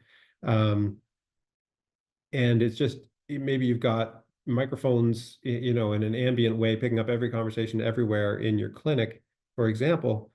Then you need to get written consent, because that's something that would not be obvious to the patient or the client, or the individual when they walk in. They can't see that there's a recording device. There's no microphone dangling from the ceiling, so they don't know about it. So you actually need to get written consent. If you're using an AI scribe as an example, and you have a laptop and you're like, hey, this is the laptop, and it's listening in to create a clinical record of this session that we're having together, then it is obvious to the client because you pointed it out to them. So in that case, it's not like a hidden microphone. It's something you're pointing it out to the client and explaining. You still need to get informed consent, but that's not something that's surreptitious, so to speak. Okay, so I'm going to move away from privacy. That's this fascinating area, and there's lots to work with there. And I'm going to move quickly through intellectual property. I think that's less of an issue here, but I want to romp through this topic, first of all, just because it's super interesting, and then we can move to some questions. Okay, so intellectual property, we talk about images, songs, movies, even in your, with a practice or a clinical practice, it may also include, let's say, branding or promotional materials. You're generating a brochure or website or images for promoting the practice. It may include, things like music and images and photos. Okay, so generally speaking, Gen AI or generative AI is the thing we kind of focus on. And there are risks around copyright and the data that's used to train models, and the input data, what kind of prompts you give, and the output data, what comes out of those prompts for generative AI. And just as an illustration, and I wrote an article about this, so bear with me because cats always play well on the internet, but this is an example just to illustrate the idea that the prompt in these two cases is identical. So it's a professional photo of a bespectacled cat. And so you've got an identical prompt, but you've got two different tools. One's Gemini, and it was the prompt, the image was created in January, and one is ChatGPT, the image was created in May. So it's a totally different image. It's similar because obviously the prompt tells the AI tool what to do and what to make. But the point is, you're going to get different answers from different AIs, even with the same prompt, even within the same platform. Okay, so if we cut and paste this same prompt, and you can always give it a try if there's no copyright in these prompts or the images. So if you've got Midjourney or Gemini or whatever tool you have access to, you can play around with it and see what it does and realize what differences you get from the AI as over time and across platforms. So again, that sort of illustrates the malleability of this and the and this idea of AI is plural. There are a number of cases. I'm not going to take you too far into the case law, but there's one thing I want to kind of drive home, which is, well, first of all, let's say there's two things I want to drive home. One is there's now a cottage industry in sort of AI-related litigation, mostly in the U.S. We're doing our bit here in Canada, but they will, what comes out of those cases, if we get decisions and they kind of go through the whole, trial process, we'll get some guidance eventually from courts as to how intellectual property should be treated, and where the lines should be drawn. But what we know so far is that, for copyright to attach and for someone to enjoy copyright, there has to be a human involved. And I'll show you an image of an image that was created using an AI tool, and it was submitted for registration to the Copyright Office in Canada, and a copyright registration certificate was issued, because in Canada, there's no human in the loop. There's actually no one who reviews copyright applications. They just automatically are rendered as a registered copyright, as long as you pay a fee. So in this case, basically what we've got is an AI tool is listed as an author. That seems to legitimate that AI can be an author rather than reserving that role purely for humans. So it's being challenged in Canada. There's litigation around this to say, no, that should be expunged. Copyright should be reserved for humans only. And that kind of draws us to this idea that there was even in other areas without AI, there was a wildlife photographer who once left a camera out when he was photographing, primates in the jungle. One of the primates picked up the camera and took a selfie. This photo, sort of became famous and went around and was copied by other newspapers and others in the industry. And so the wildlife photographer complained and said, wait a second, that's my photo. You can't copy it without my permission. That's the basis of copyright law. The court eventually, when there was a court case, came back down and said, no, that you can't own that. It wasn't you who took it. You need by the way, this is the photo. You need a human to take a photo for there to be copyright. And so because a human didn't take this photo, there's no copyright attaching at all. So anyone can take it and use it. There's a famous image that was submitted. This is in the US. This was created with Midjourney and submitted for copyright registration. The Copyright Board in the US said, sorry, you can't get a registration for copyright because you used an AI engine. And so because there was not sufficient human involvement, obviously there's a human who entered a prompt, but that prompt was not enough to attract copyright. Okay, so that just basically means we need humans in order to create copyright. What that means for most of us is that if you create an image purely using AI, don't expect that you're going to get copyright protection, and that may never matter in your life, but it may matter if you're using, let's say, AI generated imagery for your website or for your promotional materials, for marketing, whatever. Then, or even for educational materials, and you've hired someone to create a bunch of materials for you to illustrate something for patients or clients, and someone copies them and uses them, you'd be hard pressed to stop them from using it if all that was generated through AI, because you can't rely on copyright law to assist you. That's the risk. Okay, so how do we start? So basically, this doesn't have to be, we've made it complicated through our presentation, but it doesn't have to be, in the sense that you can go back to your privacy policies, go to your policies related to employment, go to your consent forms and start there. Start with what you've got and turn your mind to those policies with respect to how AI is deployed. So, okay, so I'm going to thank you for your patience and go to any questions if we have time. We definitely have time. Thank you very much. It's always remarkable to me when I talk with legal professionals who just have this case law and this knowledge and this information just at their fingertips. And it's quite something to have you organize that for us and to bring us up to speed on some of the relevant legislation and case law we need to be paying attention to. So thank you very much for that. I know we have lots of questions in our Q&A. I'd actually like to start with one, if you don't mind.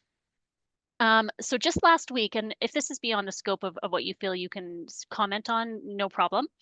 But last week in front of the Congress in the US, there was testimony being given about the use of AI chatbots because there had been a young man who unfortunately ended his life. And when they looked into his phone, etc., they saw that he had been conversing with ChatGPT, and ChatGPT had in fact offered to help write a suicide note and things like this. So my question is, if we are using AI technologies in any kind of way, even in the low risk or moderate risk ways you've identified, do you believe that psychologists would have sort of those types of liability concerns we should be paying attention to? Those levels of risk and benefits we should be talking through with our clients? To sort of educate clients, you mean, to say, I mean, Yeah, or like where does our liability lie if we're recommending an AI tool that ends up sort of going haywire and makes recommendations to a vulnerable person? yeah, absolutely. I mean, I don't think the individuals should be responsible for that.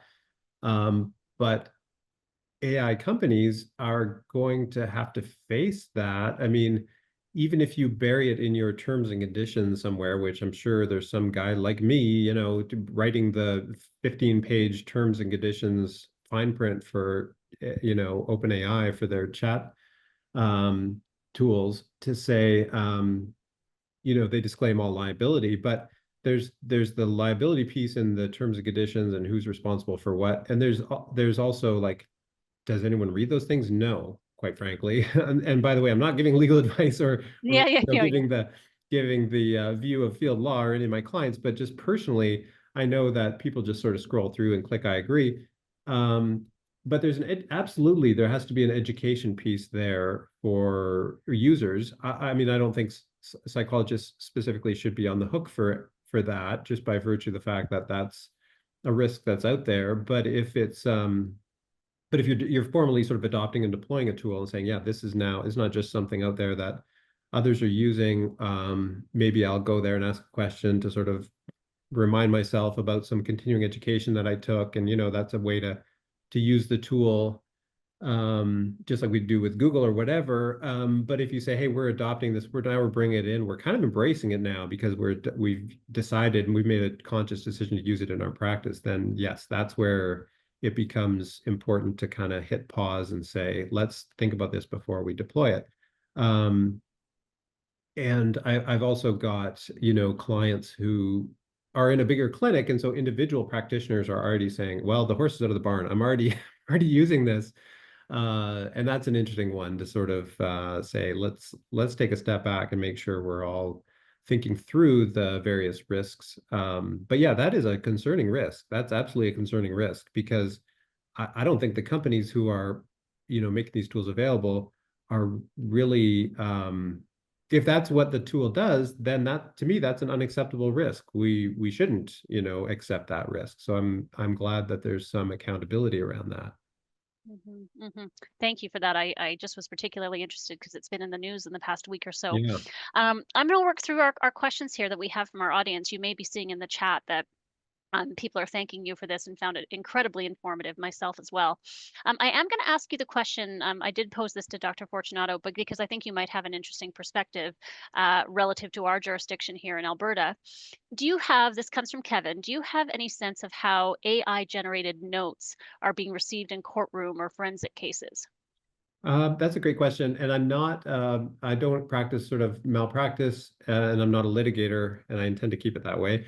But I do know that,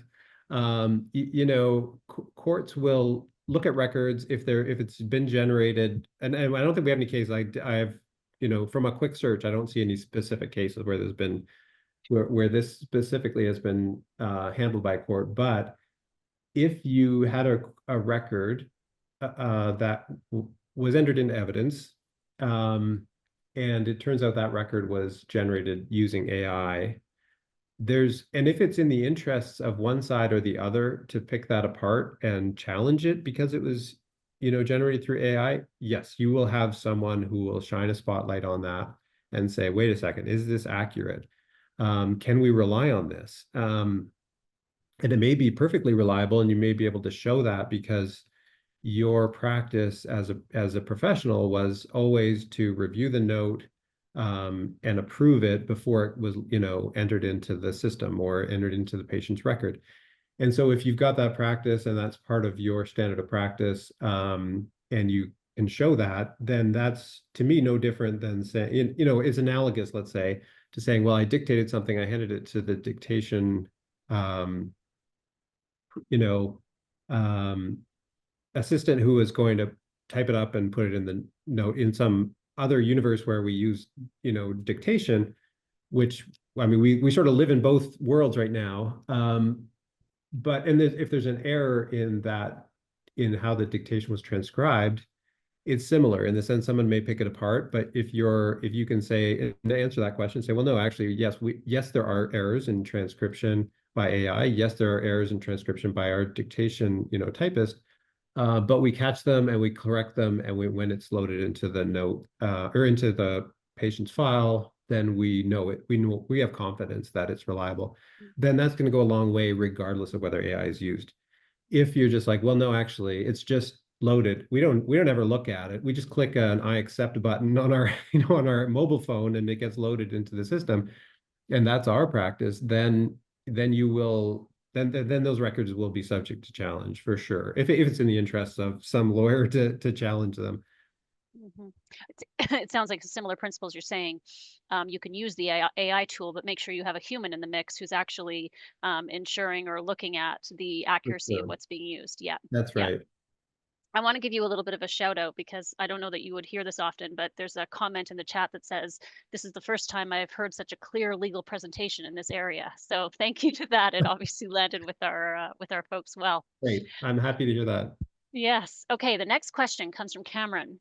If a generative AI system is HIPAA compliant, are they required to meet their data privacy responsibilities for PII belonging to individuals outside the United States? Oh, well, okay, yeah, HIPAA is US law. I think the vendor is probably, in my experience, the vendors are, if they sort of show or they advertise it as HIPAA compliant, they're really focused on the US. And so they're not necessarily compliant in Canada.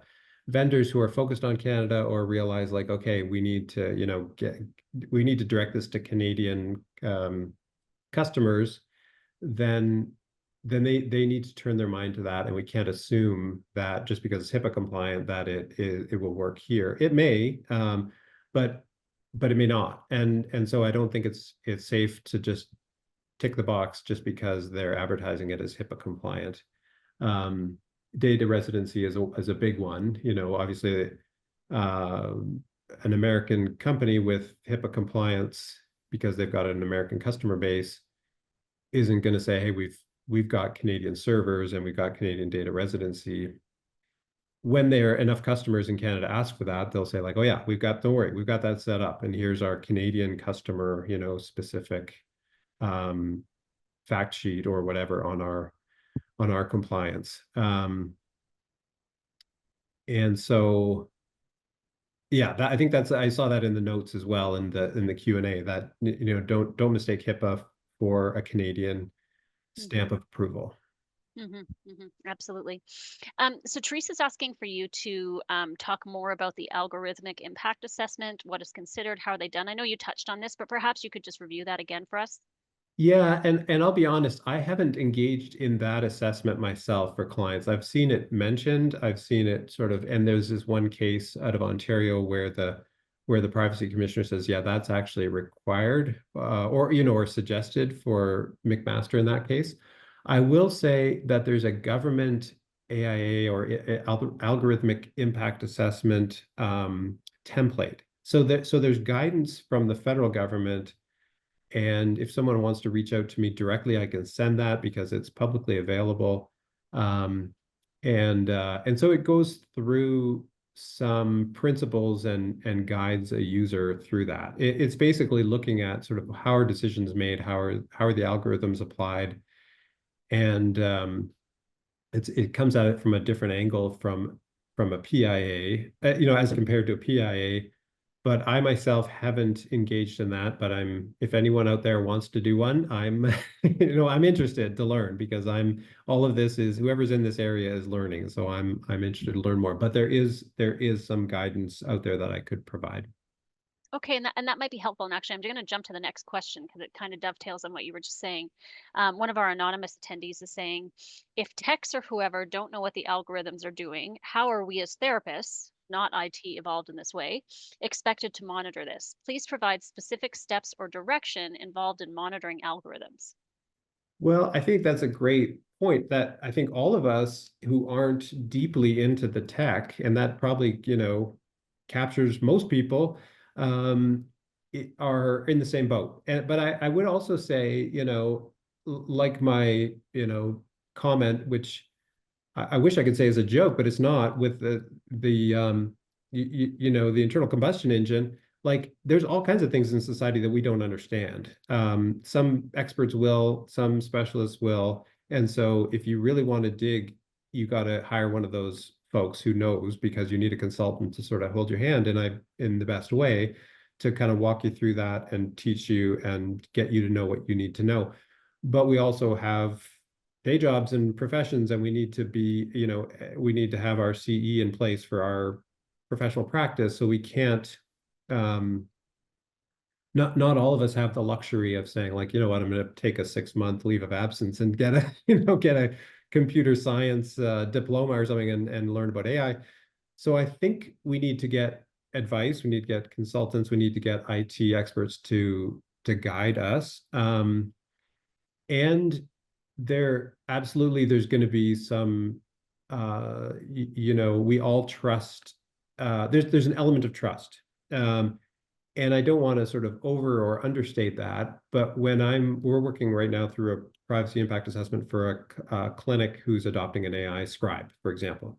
And so the AI vendor, like who's bringing this tool, is saying, like, hey, here's what we do. We store it on AWS in Vancouver and Montreal, or whatever. So we have Canadian data residency, check. We have, end-to-end encryption, check. So I can't verify that. Nor could I explain even an encryption, algorithm, which is not even an AI thing.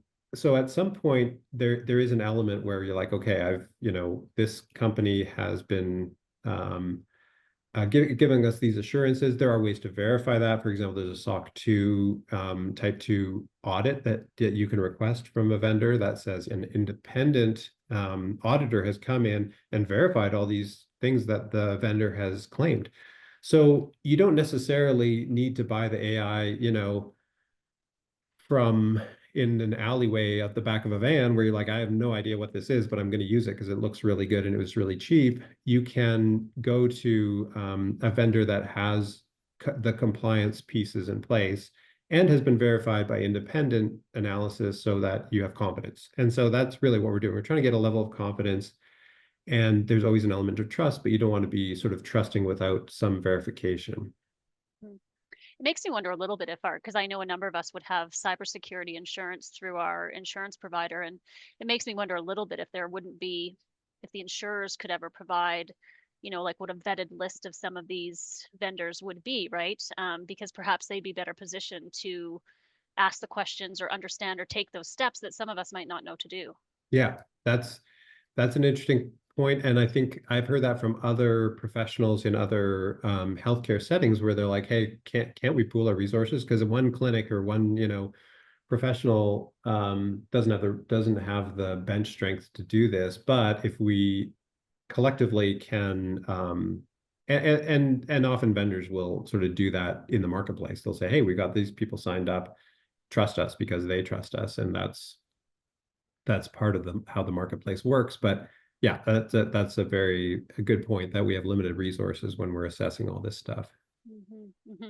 I'm going to ask you Miriam's question. Now, I'm going to leave it here because it may also be a good one for Dr. Janzen to respond to. But just for you to maybe reflect on or speak to, how can psychologists ethically integrate AI tools into assessment, therapy, and research while ensuring client confidentiality, informed consent, and the avoidance of bias in decision making? So just really your thoughts on, how would you advise us to ethically integrate these tools? That's the whole package right there, isn't it? I mean, it's the so that's exactly the purpose of the governance. So if you have the governance piece and you build that out and you have the education, so you're not sort of, you know, yes, there's some trust. Yes, you're relying on experts or consultants, but you're also educating yourself a little bit on how this stuff works. And you have internal policies, then when you go through that assessment, the assessment doesn't have to be, it can be a super formal thing, as I said, but it doesn't have to be, but it sort of pushes you into that questioning frame of mind. And I think that's like a super important place to be. Is to start asking all those questions, and knowing the right questions to ask is a combination of, sort of legal compliance plus the technical consulting. And then the picture comes into focus and you're like, yeah, this isn't the right tool for us, or yeah, you know what, this one is, because it's going to solve this problem for us and it's going to make our practice better for the patient. I mean, this what really it should be patient driven or client driven, where you're providing a better service for clients. And you will have, it's going to be very individual. Some people, as Dr. Fortunato said, some people will be like, hey, I want to go to a clinic and a psychologist who's using AI because I think that's going to be, going to enhance my care. And others who are going to be wary of it, and aren't asking for it, but are going to be okay with it once it's explained to them. And so once you have the education and you've kind of gone through that assessment process and you have confidence, then when you go to your client or your patient and you're like, hey, this is how we're using it, I'm not just saying like, oh, it's handed down to me from head office or what, and I'm just forced to use it. So, but you have buy-in from your team and you're like, yeah, I think this is enhancing care, so I want to bring this to my clients. And here's how it's enhancing care. And I have confidence because I can answer questions. And if they say like, well, wait a second, I'm worried about our conversation being hoovered up by a robot and them learning on it. You say, no, there's no training data that's being used by the vendor. And there's actually no recording by the vendor because it's all being transcribed in real time and no recording is ever stored, or whatever it is. I mean, it depends. As we know, there are 101 tools that are being sold out there. So if you have gone through that process, you've looked at the consent, you've looked at the privacy, you've looked at the you've kind of gone through that kind of decision tree. Then when you come to your client, you've got those answers and you're on board. And that means your client is going to have confidence, because then they're like, okay, my provider, is giving me better care because of this. Yeah, absolutely. I think that's the upside and the benefit to AI that we're all really keen to leverage and try to manage these risks and certainly the unforeseen risks as well, as best as we can. Yeah. So this concept of AI hallucinations, I think, was a bit alarming to some in the audience, myself included. Anyone who knows me knows I'm a complete Luddite and write everything on paper. So this is really helpful for me to try to advance my practice a little bit. But can you just speak more to this issue of hallucination by AI? Like, how might this, how do we be on the lookout for this? How often is this happening? Yeah, just some more thoughts on that. Yeah, I think knowing about it is, you're a long way there.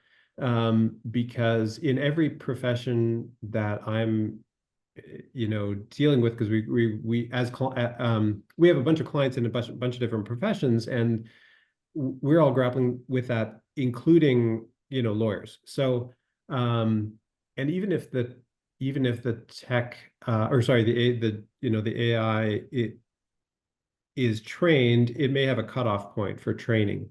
So I'll give you two examples. One is, I was talking at a conference on Wednesday on this exact same topic, and one of the other presenters had a great example. He said he brought a picture from like 1994 when he was in university in the mists of time. So we know it was before the internet, before the AI And he sort of gave it to AI and said, can you sharpen up this photo? It's like a team photo of a bunch of team members on a rugby team. And so the AI said, yep, no problem. I'm going to sharpen up that photo for you. And so it sharpened up the photo. All the faces were a little sharper. All the uniforms were a little sharper, but it actually took one person out, put another random person in, and rearranged things. So if you don't know, you come to that photo and you're like, oh yeah, that looks like a sharp photo from 1994. So the expert in that case is the person who was on the team who's like, wait, where's my friend who was on my, who I used to go have beers with, on my team. We used to, I know they were in this picture. And so as professionals, we're the experts where we're like, well, we know the photo. And so when AI gives us a result that is hallucinated because they've added a team member, we can tell immediately because we have the expertise. Just like, I mean, I don't have every case memorized, obviously, but I can quickly verify like, oh, that case doesn't exist because it's nowhere in the record. Or that argument doesn't hold. I mean, I'll give you another example I gave. We use AI, in our contract analysis, for example, as an augment. And so I gave, just to test it out, I gave it to the AI. I gave one contract to the AI and I gave one to our articling student. The AI gave me a pretty good answer, but there was a change in the law in July 2025. The articling student knew that because he went back and did some research. But the cutoff for the AI is like, I don't know, January. So the AI doesn't know what happened in July because it hasn't incorporated that into its AI brain. I'm simplifying all this, but the point is that there are limitations to the AI that are important for us to know as users. There are cutoff dates, there are things that the AI will make up. So as professionals, we need to exercise our professional judgment based on our training to say like, yes, I have confidence, I'm the expert, I know that this is wrong. Even though AI speaks in a very confident voice, I need to be the human here to say, no, that's not right. I mean, AI has its place. Other times it'll spot things that I won't spot. And so I'm like, okay, great. Now, thank you. That helps me because my human brain wasn't able to pick that out. So hallucination is for sure a risk in Gen AI, and it's once you're aware of it, then you can apply it more carefully and more and things like the cutoff date. Those, as long as we sort of that's sort of the education piece. As we learn more about it, then we know the limitations. Well, and I go back to something Dr. Fortunato said too about, if you're going to use one of these tools, contacting the company and, like maybe getting what is your percentage of false positives or false negatives, or when you do these hallucinations or whatever, that those might be some of the questions we want to be asking. Yeah. I think we probably have time for one more question for you, and then we will thank you and send you on your way to enjoy hopefully a beautiful Friday afternoon. So this comes to us from another anonymous attendee who says, the higher risk seems to be information that is connected to someone's personal identity. What is the risk of using ChatGPT when all identifiers are removed and input data has been generalized by the writer? Yeah, I mean, if you can de-identify that data, so it's not tied to any individual, then your risk is going to be lower. I still think it's important to ask the kind of the constellation of questions, because de-identification is just sort of one point that helps to reduce the risk. But let's say, let's say you can de-identify it by taking out a personal name and a birth date. And you're like, great, nobody knows who this is because I've removed a name and a birth date. Well, I don't know, I'll make up a fact pattern, but I mean, if you're doing this online, let's say you're providing care and your client signs in with their Gmail to use this tool, and then the AI has sort of a single sign-on through Gmail. Who knows? Maybe there's all kinds of other personal information pieces where if you reverse engineer it, you can figure out who this is, even though you've taken out, you've consciously, purposely taken out name and birth date. So I don't want to be sort of paranoid, but at the same time, it's like one factor that's important, but it's important to sort of step back and look, okay, what are the other factors of personal identifiable information, health information that we would want to be aware of. And maybe we can get it to a point where we're like, yes, we're not worried about this.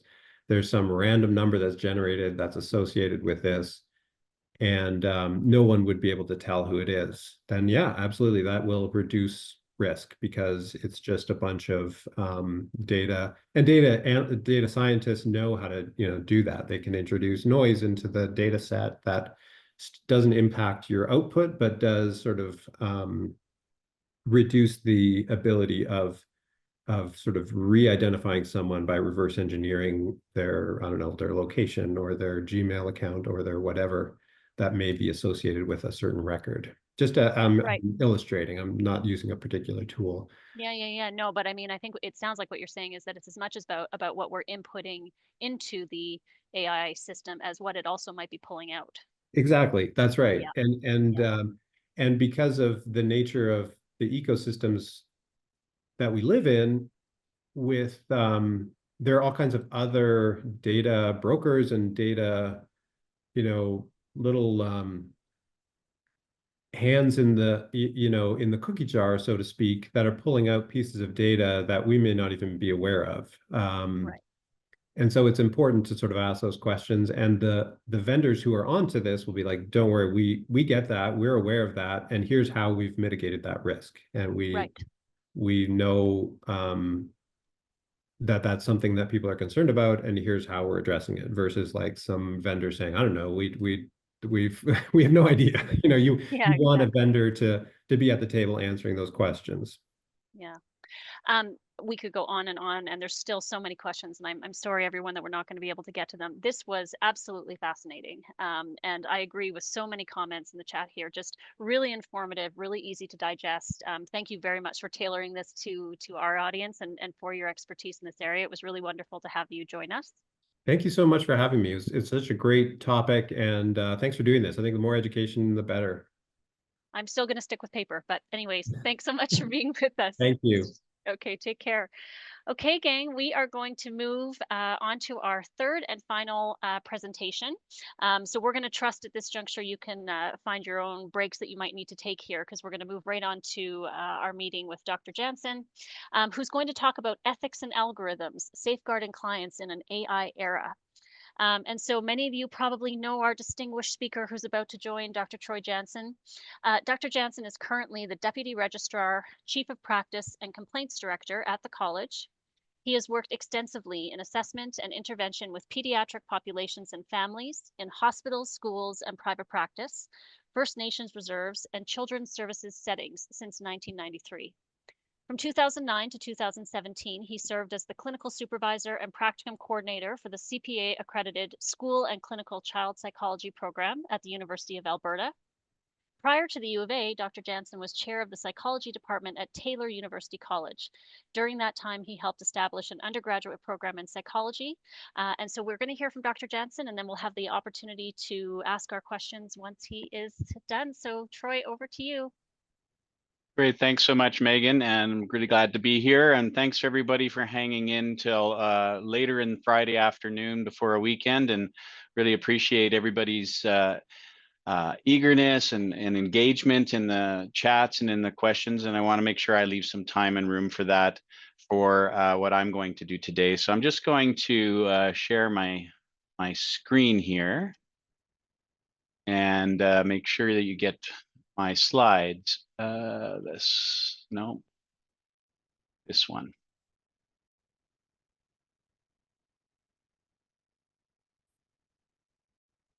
Excellent. So you should be seeing my slides now. I do have a bit of a poll that I want to ask everybody to engage in. Oops. I'm sorry, I'm going to have to. How do I get to stop screen? Sorry about that. I'm just going to check in with Chris, and I wonder if you have the version that has the poll questions that I'd like to pose to the audience today, and if you could maybe put that up, because I think I might have the the old version queued up by mistake here. I believe I do, Troy. I'll put it on the screen right now and you can tell me if it's the new or the old one. Great. Yeah, that's terrific. So everyone should be seeing now a poll question. I'm going to invite you to begin answering these questions. There's 4 of them. First one is, are you currently using AI in some capacity in your clinical practice? You should be starting to see the population of everybody's answers in live motion right now. This is an excellent way for us to find out how all of you are using this. So we'll give it some time for this first question before we end the poll on the first question and move on to the next one.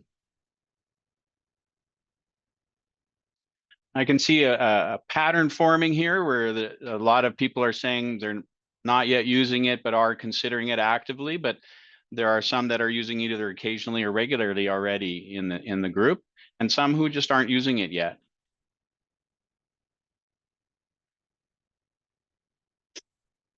Excellent. We're already up to about already 1,000 people responding to that.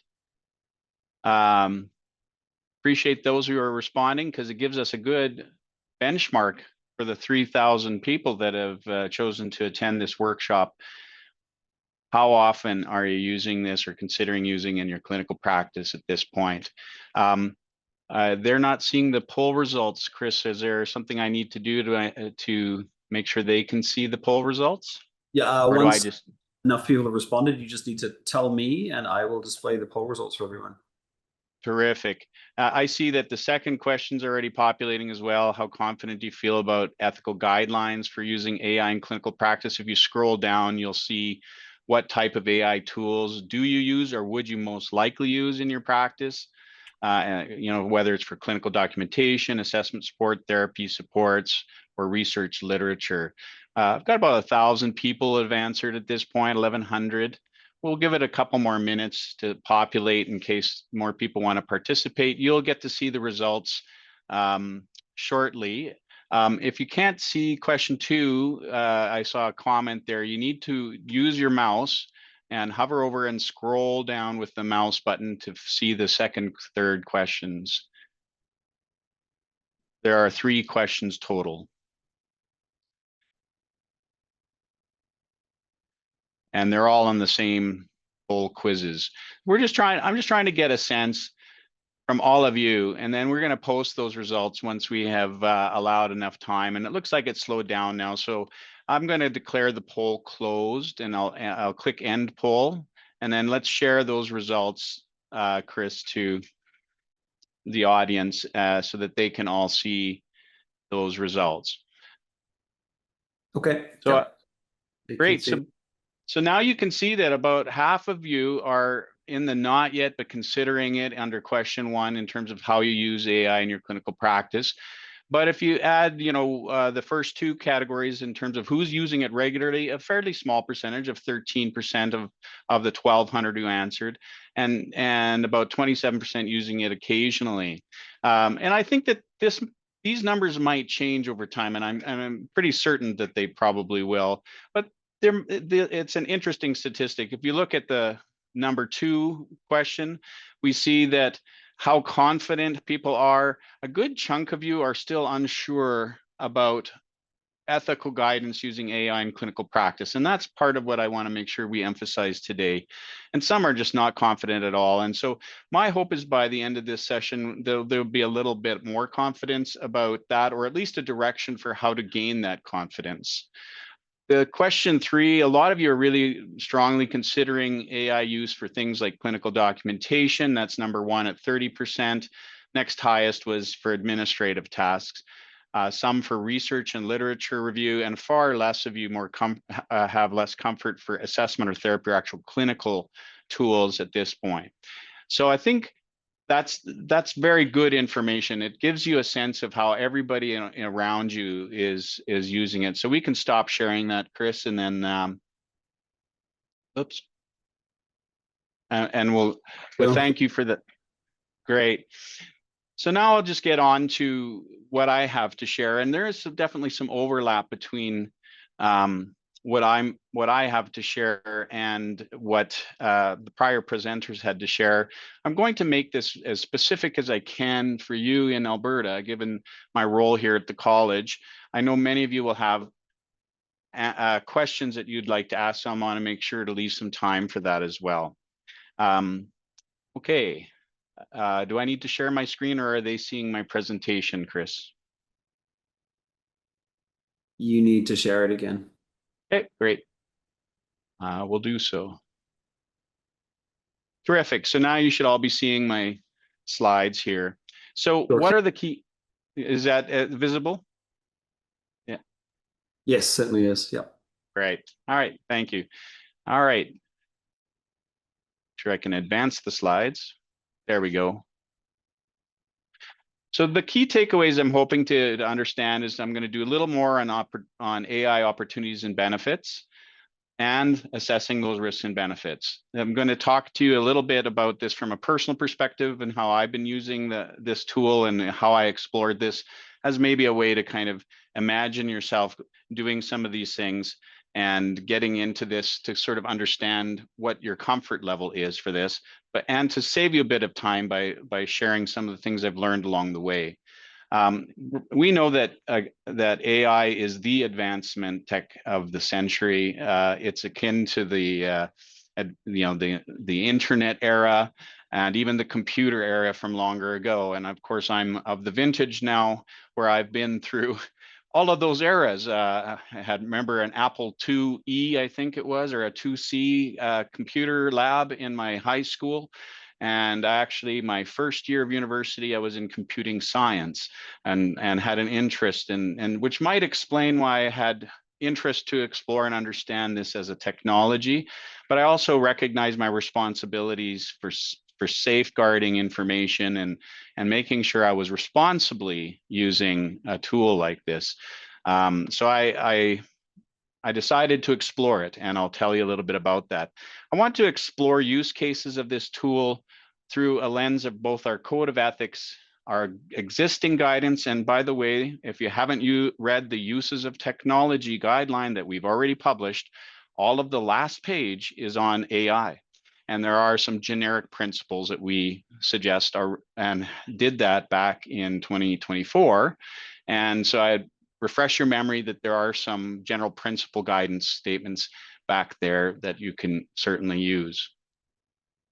AI is in the news a lot, and there's a lot of key stories. Some have already been alluded to even in the prior presentations. For example, stories about whether we should trust AI chatbots for things like therapy, and some of the specific concerns that have been raised, including a couple of suicide cases that are facing legal challenges in the United States. And I think it's it's interesting. It's the story of this. And one of the things I'm using my AI chatbot for is I get a regular weekly scheduled dump of information relative to AI use, relative to ethics in psychology, any sort of regulatory cases of interest, and it auto populates news to me in a way that, so it's one of the tools, the ways I've begun to use AI. When I looked at this from a perspective of my own use of this tool and how I began to explore it, it was more of a curiosity and understanding that maybe it could save me some time. And honestly, all of you, like myself, are probably incredibly busy people. And I think that theme came up early in the first presenter, that sometimes it feels like learning one more thing would just be too much. I thought, well, if taking the time to learn it could mean I could gain some efficiencies, maybe it's worthwhile to do. And so I deliberately started a journey of understanding some things about this. What are the opportunities? What are the true risks and benefits? How does this thing even work? Were some of the things I had as initial questions. I learned a lot along the way, and I think I've got some helpful things to share that might help you to understand some key takeaways for yourself in considering, should I apply this and in what ways?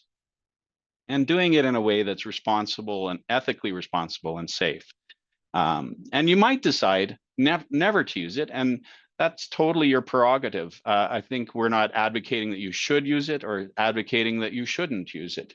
What we're saying is we need to be mindful, understand it well enough, just like any other tool, and make an informed decision. I liken it to the time in my practice where I was doing so many assessments, and at the time was voice dictating into a digital recorder, and Dragon naturally speaking software, voice recognition that could auto type it was being explored. And I thought, well, maybe this will save me even more time. I can get more reports done.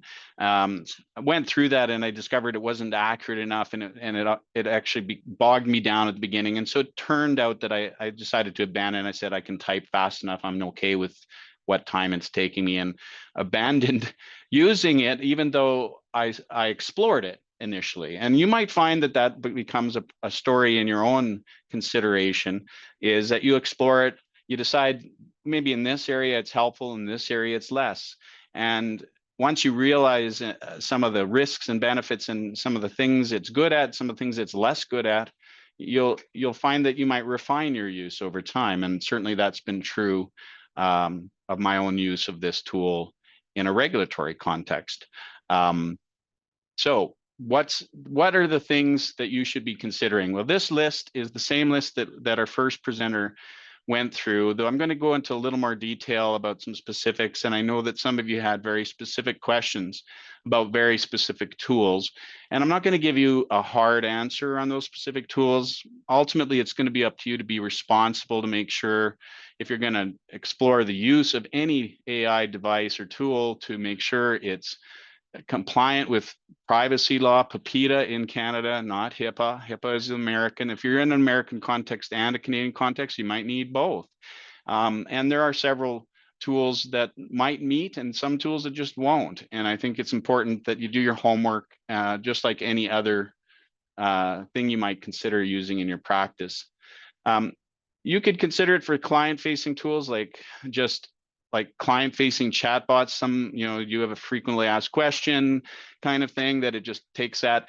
There's some benefits and risks to that, of course, in a private practice setting or any other kind of setting. And but it's something you could consider using. I think client-facing tools are frequently, usually more just about navigating the website, helping answer frequent questions rather than collecting any information or interacting with that. But you'll have to be careful in how you construct that and what tool you use. One of the things I learned in exploring ChatGPT and any other of the large language model tools, and there are many, ChatGPT is the OpenAI one, Gemini is the Google's one, Grok is Elon Musk's one, and there's several. There's Claude. There's several sort of chatbot language model ones out there. So there's various differences between them, but they all sort of work the same way. And it's important to recognize that how they work is, what is a GPT? It's a generated response. That's the G, right? It's a the P in GPT is the ability for it to process information and to generate a response in an algorithmic way. GPT or language models don't give you truth. They give you the most probable text response to your text prompt. And that is important to recognize. That is what's happening, because there are some trouble it can have along the way in certain cases. And you've heard reference to hallucinations. Well, that is one of the big risks. It's when it makes up stuff, basically, completely fabricates it. And by the way, there was reference, what happens if you use it in court? Well, there was a BC lawyer got caught using a ChatGPT generated submission with a fictional case, a hallucinated case from ChatGPT, got caught at it, and they were ordered to pay fines to multiple thousands of dollars of legal fees, and were chastised by the courts for its use. So it's important to recognize that if you're going to use a tool, it is the individual responsibility of the person using the tool, especially a professional, in what they choose to use and when. You have to take responsibility for the use of the tool is what we would suggest. And so you have to do it mindfully. You have to do it purposefully, is an important thing. And that applies to any tool, including client-facing tools like virtual therapists. And there are some examples listed here. Wobot and WISA are some specific tools that you can look up if you're interested to learn about some of these kinds of tools. Other tools are things like in the area of diagnosis. Evidence is very preliminary. Use is mainly in research and not really being mainstream, but it's moving in that direction because of the potential for AI's pattern recognition to potentially aid in some of these areas. And yet we know that there are also risks attached with it as well. Therefore, I would suggest that the diagnostic aid use has been a bit slower in the uptake in the clinical world, but there are some very key diagnosis aid things that are being examined at the present time. And, you know, I would say wait for the research because there's not a lot of things that have been sort of determined to be for sure accurate and safe enough to use or declared as such yet in this space, in the diagnostic aids. Similar for monitoring health, there's Veteran Affairs has a program, if you want to look this up, I think it's called REACH. And they're using it to help monitor veterans for potential for suicide risk, and they might be proactive in making reach out calls to veterans who are flagged through an AI monitoring process. And I'm not sure what exactly they're monitoring or how or what they did to get consent, but they, since using this system, are saying they've documented 5% fewer suicide attempts since its implementation.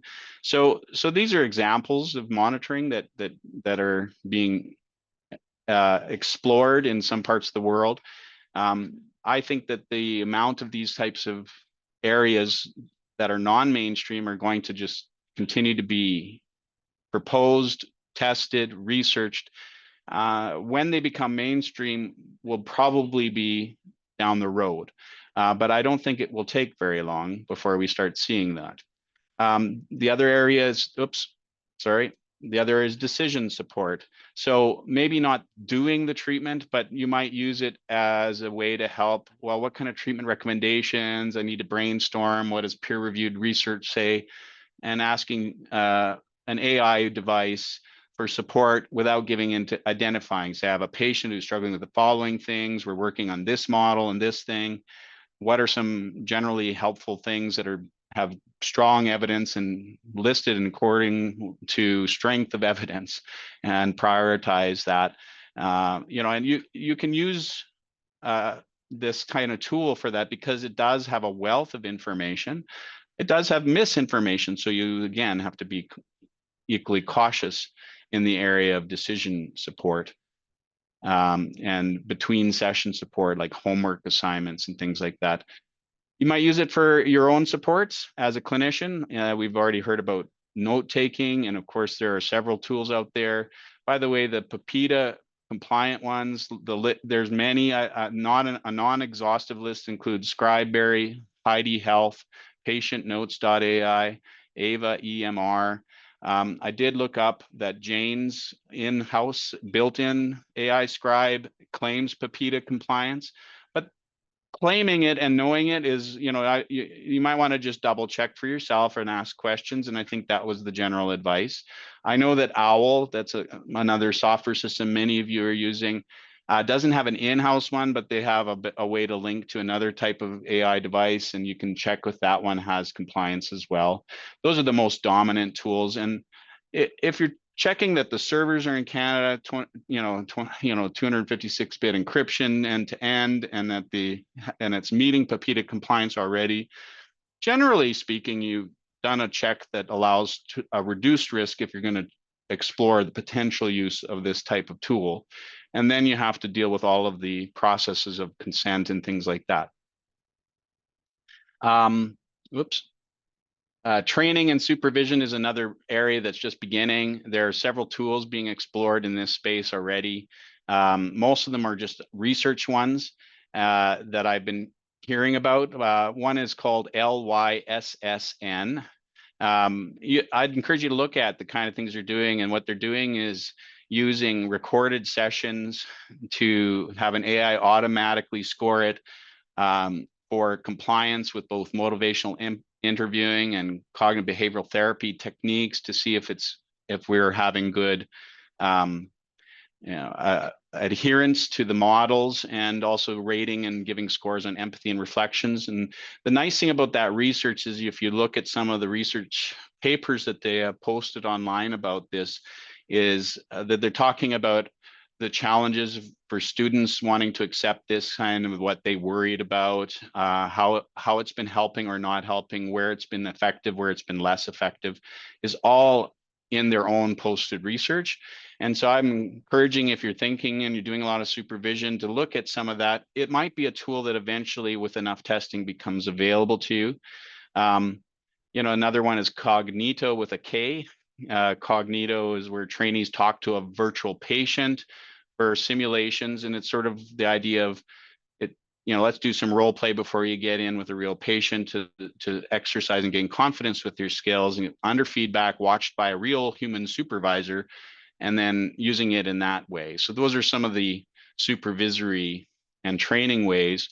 The research so far says it's moderate to mixed effects, a lot of methodological and early days in the science. So, we're usually just seeing it as in most of these cases, we're seeing it as a way to augment existing skill sets of some kind. And I think that's the general thing that you'll see will be my message, is let's understand the risks, let's understand the benefits, let's know how to mitigate them, and then have some rules for ourselves for how we're going to use any of these types of tools.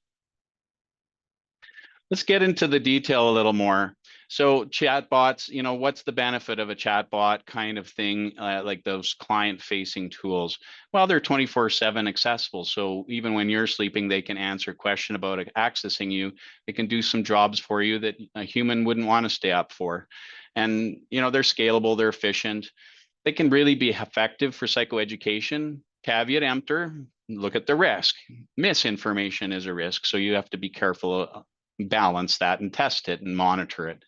And you might use it for some symptom reduction, mild to moderate cases in some of these chatbots could be effective in that way. And actually some of the early research, as our first presenter mentioned, is that they actually have shown some scientific evidence of benefit. And that, even though they're in that wellness sphere and they haven't been approved as for certain things, they have shown some potential benefits.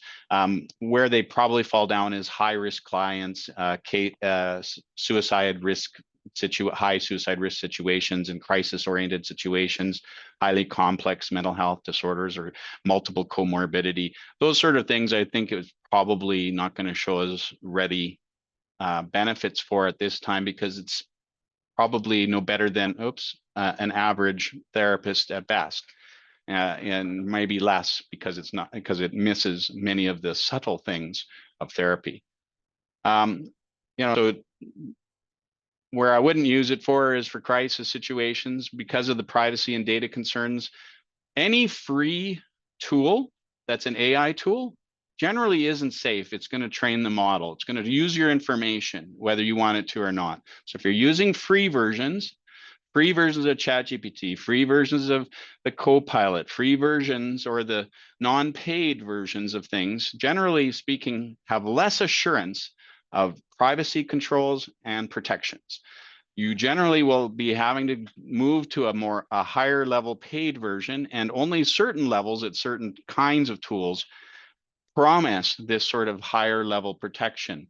For example, the tool we've chosen to use in a pilot way at the college, I've got a ChatGPT Teams Plus account or whatever it's called.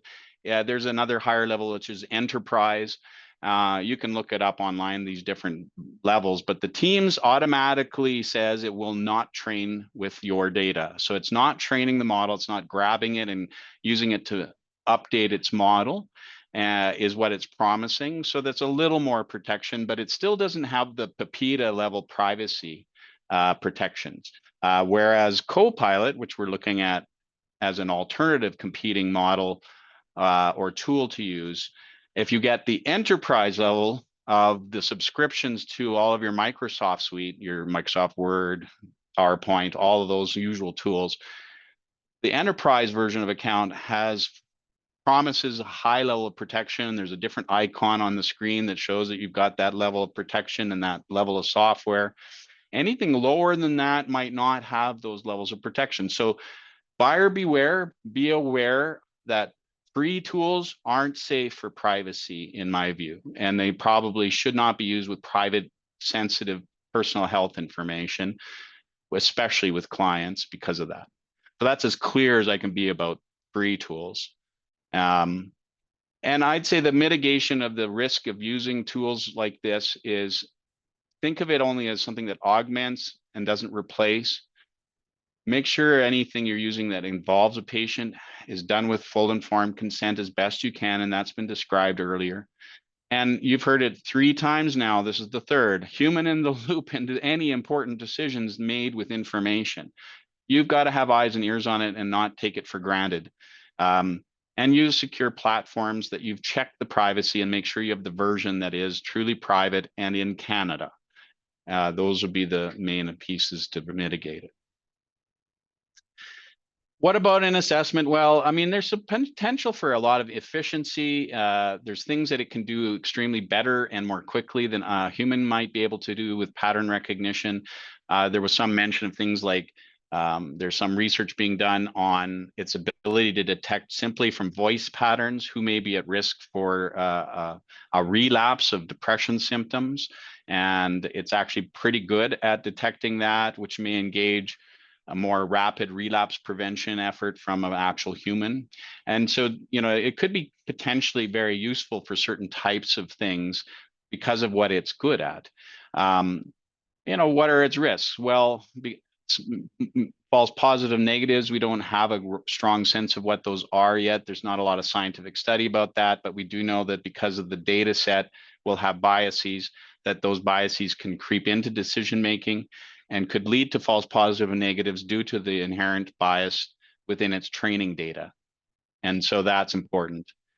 It might use opaque reasoning. You know, sometimes it's just obtuse, the tool, in fairly general in what it it doesn't really understand things. It's just telling you what's most probably true in text-based tools.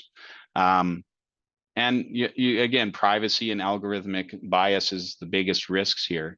I would say if you're going to use any tool, even as an assistive, adjunctive, or augmentation device, you should always still use human verification. Make sure the tool has enough scientific evidence to have been validated as effective. Understand how good it is or bad it is at that. Just like you would any other assessment tool.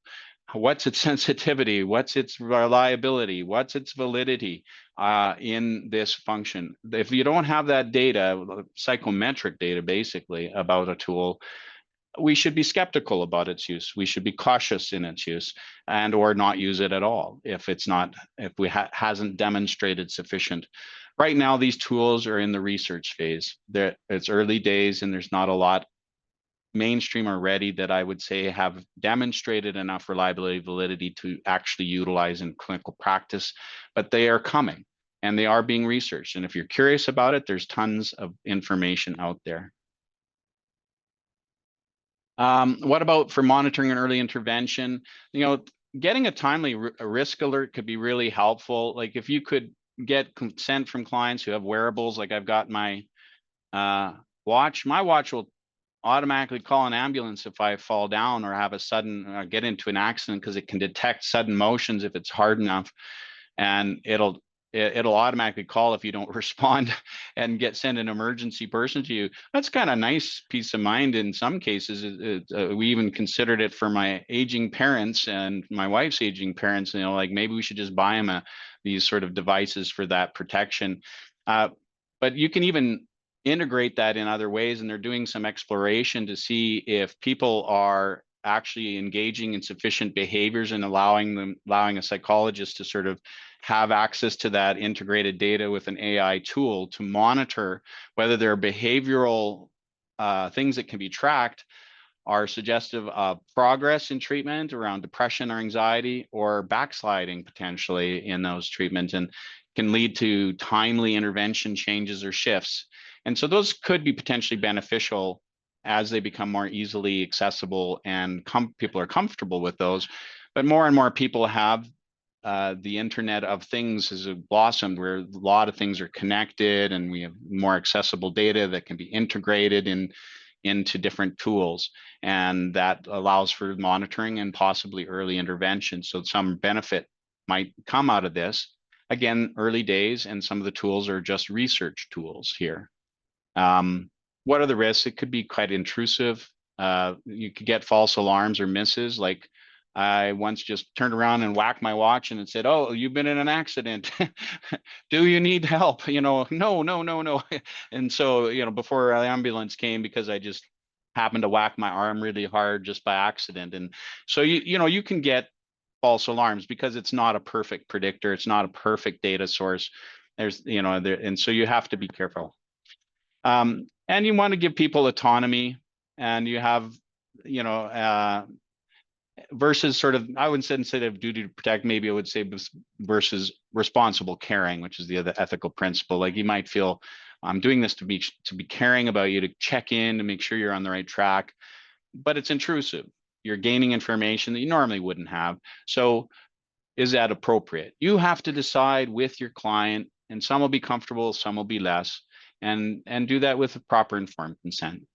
So robust consent, clear protocols, minimizing the data, you're not getting data you don't really need, and making sure you have a person overseeing it is the mitigation here. What about decision support or treatment or therapy augmentation? Well, you can even make it, the more information you give an AI tool, the better it does here to some extent. And it could lead to better personalized treatment suggestions if you had sufficient confidence that the information you're giving it, if it's private, is kept private by the tool. Like, if you had trust in that, you might be able to get more personalized treatment suggestions because it has more access to that person's data. But the risk, of course, is you could over rely on it. There might be a loss of client voice in the process of in some of these sort of tools. Some of the recommendations, if you actually look at things it gives you, can be pretty generic and not that helpful, kind of like a lot of reports I've seen in my career. Even like some of my early reports, I'm sure that a lot of us, like, well, ADHD, keep directions short and simple. Okay, well, that's logical, helpful, but pretty standard fare. I mean, it tends to give you lots of those sort of basics, and so you can get a little bit of those kind of things.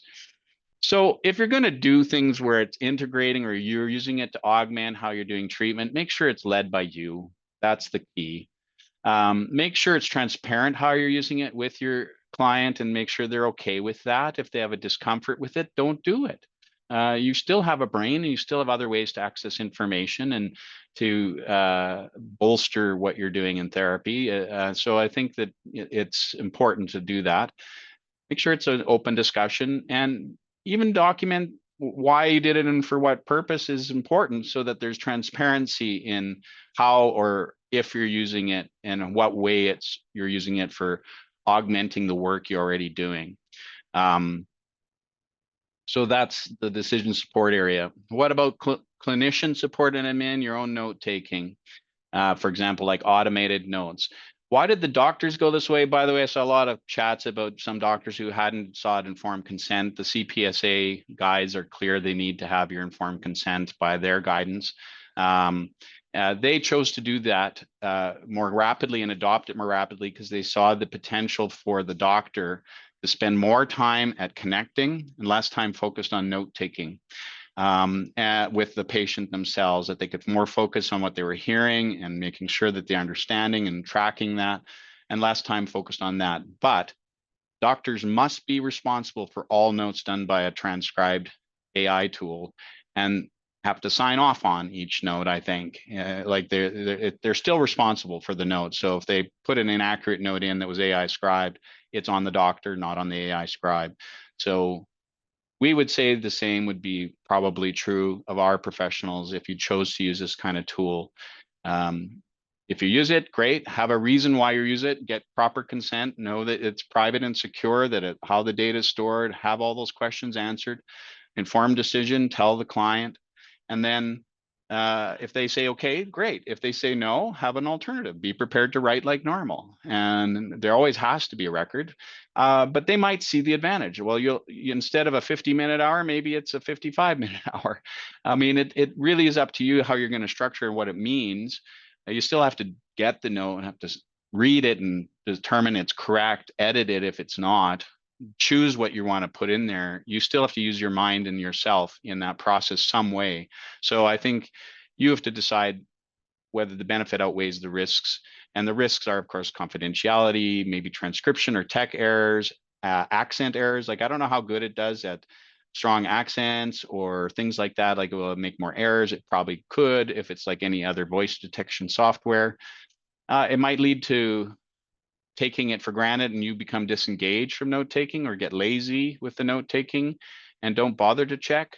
Over reliance, in other words. Over reliance is one of the biggest risks of AI tools, and I just caution, because it's easy to happen where you let things that are faster do things for you, and because you have other things to do, and that's important.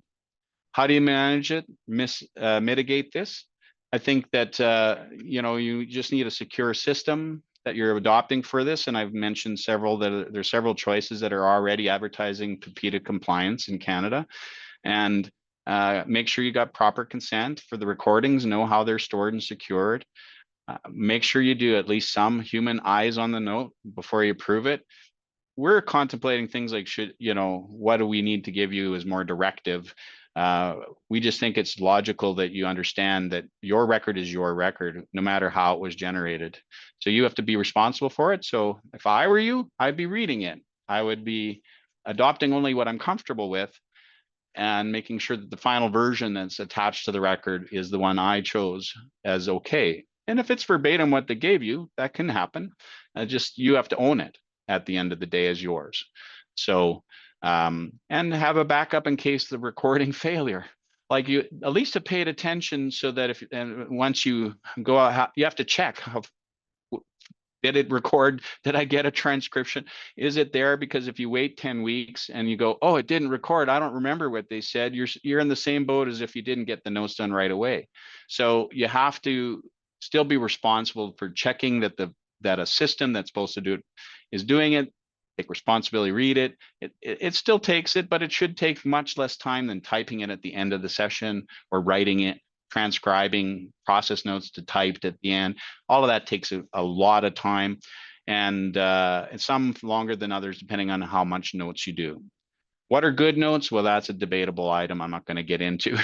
But you can, with some of these systems, train it in a preference for how you want to structure notes. So let's say you like SOAP notes, subjective, objective, assessment, and plan, or maybe just maybe instead of SOAP, you like just a SIP. I mean, there's lots of variations out there, lots of good stuff out there on how to do note taking, and everyone has preference and training.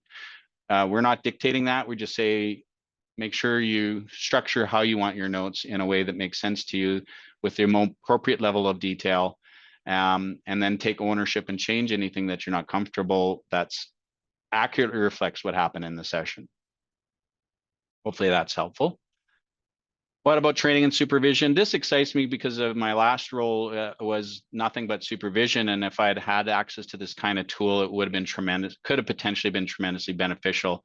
I could see academia lomming onto the possibilities here, because you ask for video recordings all the time. So that it's not a long step to transcribing or analyzing that. And there's, treatment integrity, that whole kind of training towards treatment integrity. I could see the huge advancements in how we train on this area because of this, and that's the potential benefit. The idea of getting simulated clients is also helpful, because before you send someone a real person with real problems, it would be nice for them to develop some skill set supervision without having any real risk to a real person. So simulated clients could be a tremendous benefit. Getting objective feedback, well, insofar as it's accurate, it could be also beneficial, and it could standardize the training a little better. But I still think that it's early days, and that the human in the loop kind of mitigation is still necessary right now for sure. And there's nothing mainstream available for you right now as a supervisor that I'm aware of. There's just research tools, but I'm excited about what could happen. Of course, you got all the same risks as all the other things. And if it's giving them inaccurate feedback, you could be messing them up in terms of what it told me that I should do this and that. Well, that's why you need a human in the loop, because the feedback can be inaccurate. So, the mitigations, make sure you have the client's consent. If you're using any kind of oversight feedback tool with real clients, rather than just in any kind of supervision context, so they understand that, they know all the privacy risks and those are managed. Supervisor ultimately needs to review any of the AI feedback for accuracy, and I think is a mitigation that I would recommend at this point. And you want to preserve the human aspects of mentorship that have some intangibles that are highly valuable, in my opinion. So what are my top 10 takeaways? And that'll for all of you about this tool. This suite of tools, it's not one tool, as we've heard, it's many possible tools. What should we know about artificial intelligence sorts of tools? Remember that AI does not give you truth in any of the language models. Not necessarily. It could give you true statements, but what it does, I actually was tempted to show you a heat map, because it's a natural language, large language model that uses machine learning. That's what it is. I had it train me on what it did. It was fascinating. I said, take my prompt I'm giving you and show me how you would construct it and how you would think about it. It converts it into vectors. The vectors become a matrix that is constructed as a heat map that then gets fed into an algorithm, and every next word that probably should go there in the most probable way is what you get as an output. It looks like it's intelligent. It looks like it's giving you truth, but it's just a very good pattern recognition probability generator from your prompts in text-based AI tools. Because that's true, it's helpful to remind yourself, AI does not equal truth necessarily. You should always, therefore, have a modicum of distrust at this stage. While it'll get better, and they're working to get better at it, and that's why, because it's machine learning, it does train from how it interacts with others, but it has misinformation in its training. It has nonsense that it can draw from, and it may draw nonsense. So it's important to recognize that that's possible. You can constrain it, and your prompt directly corresponds to the quality of output. And so learning how to ask intelligently posed questions to an AI will directly determine the quality and of the response. And there's a lot, AI will teach it to you yourself. What I did is, I didn't have the time to learn like any of you. So I said, look, AI, I want to learn more about AI and get better at it. Can you design a curriculum that takes no more than 15 minutes of my day, where you teach me a different topic over 15, 20 minutes, and then quiz me about it or give me exercises so I can make sure I'm learning it. And it gave me a 19-day curriculum first, and I did 15 minutes with like 4 or 5 questions afterwards, just to get my learning a little bit. Learned a lot about prompt engineering, as they call it, which is just how to give it intelligent input so you get better intelligent output, but knowing it's still not truth. And that's point number 1. So I'd say it's helpful. Once I got through the 19 days, I said, can you continue this in a more advanced way? And I've done another 21 days since. And 15-minute sound bites I can handle, because I can get up in the morning with my coffee after I've fed the cat and dog, and I can go, let's do lesson number whatever. and I turn on the sound if I have had earphones, and I can go through a whole lesson in 15 minutes and answer the questions and have one more thing I've learned, and it didn't take me long. Plug it into the car if you want. I mean, there's a lot of ways to sort of self-teach yourself and improve your skill set in a stepwise fashion in small bites. And that's my suggestion, friendly suggestion for how you might manage it in a busy world. I can handle about my attention span is no better than 15, 20 minutes. I know that, and actually the science is about typical. And so, you know, smaller bites is easier, and it can be pretty general, but it's not great teaching, but it's okay teaching, and it's a good way to learn some of the basics if you're not familiar. But remember, it does not equal truth. Remember, AI is a tool, and it is no substitute for clinical judgment. Only a human being is capable of that at the present time. Now, I say at the present time because there could come a time where it gets so close to approximation of clinical judgment that someone might be hard-pressed to find the difference. But right now, I don't think that's true. Therefore, let's treat it as it is, a technological augmentation for human judgment, not a replacement. Let AI be a smart assistant.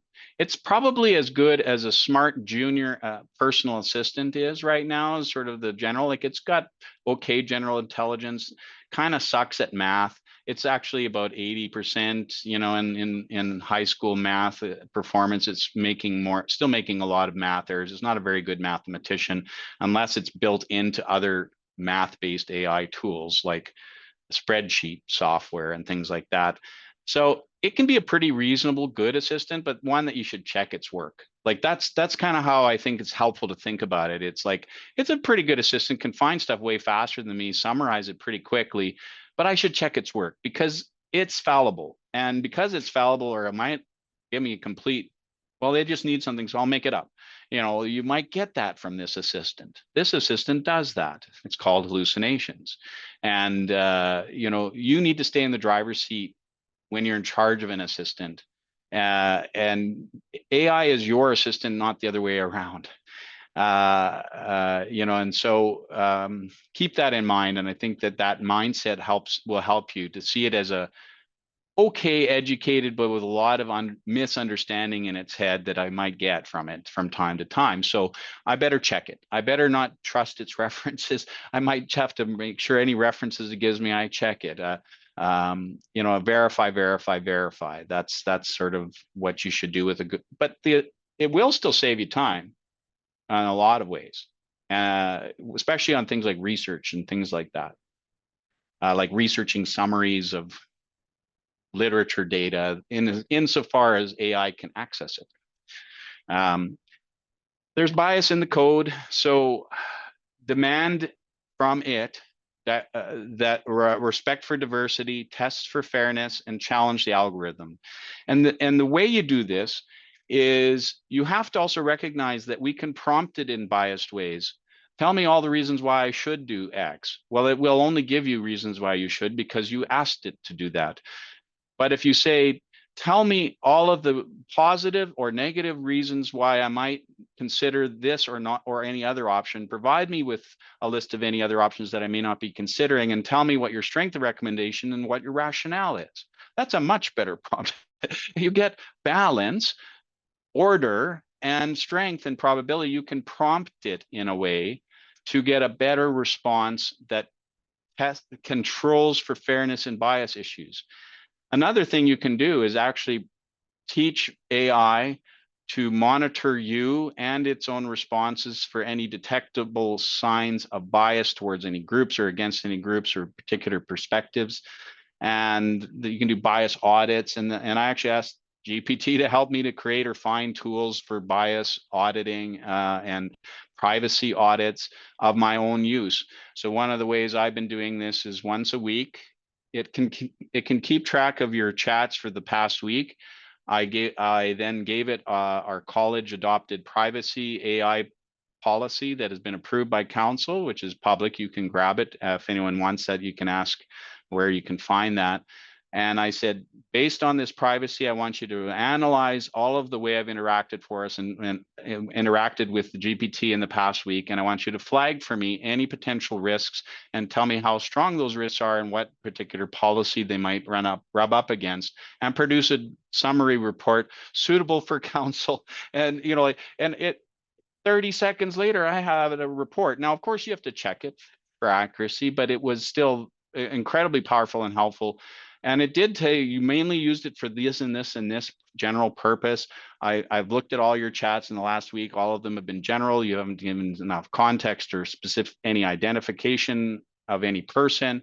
So it's a check and balance of your own use, and you can build in tools to make sure, if you're using it a lot, that you're staying true to your own policy. And so that's one of the ways we've been doing that, to both for bias and for privacy, to protect for that. Protect your data, your client's data, like it's your license. So that's why you will, right now I've been skeptical. And so because I'm skeptical, no identifying information, named information can go into any use of an AI tool in our office at the college. It's a rule. It must not occur. And we don't ever let it occur. We understand that risk. And so we want to be able to take advantage of it for private data. So we're exploring what are the more robust tools available that might allow us to be able to do that. But we want to make sure there are adequate protections and do our homework. And that's the way we'll adopt a tool in our case. We would say the same could be applicable for your case. The last 5 are these. Transparency is always the best policy. So if the college were ever to use AI for a decision, we'd have to be upfront with whoever that decision was that got impacted by that decision. Generally speaking, our policy won't allow us to use it for actual decision making. We have a human in the loop policy. It actually states there must be a human in the loop on any decision, and the human must make the final decisions. AI cannot make final decisions for anything at the college. You have to decide your comfort level and with what decisions you might allow, if any. And we've decided none. We're using it as an augmentation to our brain, but our brain makes the decisions in anything we do here. We think that the same is true in clinical practice. But if you're going to use it in any kind of way, you should say so. So I'm going to, in the interest of transparency, tell you, I had AI help me to craft the outline today for your workshop, for this particular workshop. Though I did it in a very interesting way. I already had my outline, and I gave it my outline and said, this is kind of what I'm thinking. Can you help me refine it? These are the sort of goals I have for this. What are some suggestions? And then I used it to aid in research on every specific topic to kind of bolster my knowledge a little bit. And it saved me so much time in prepping that it was tremendously helpful. I've used it for dry runs before, like to do a dry run through of a workshop. It was tremendously beneficial. You turn on the audio and put in your earbuds and say, I want you to interview me as if on this topic, and this is my outline for the topic. I already had the outline. I want you to interview me based on my outline and ask me key questions to tease out my knowledge. And then I want you to summarize that knowledge that I just gave you back to me. And it took me an hour to do that, and it felt like a good dry run through of a topical workshop I gave recently.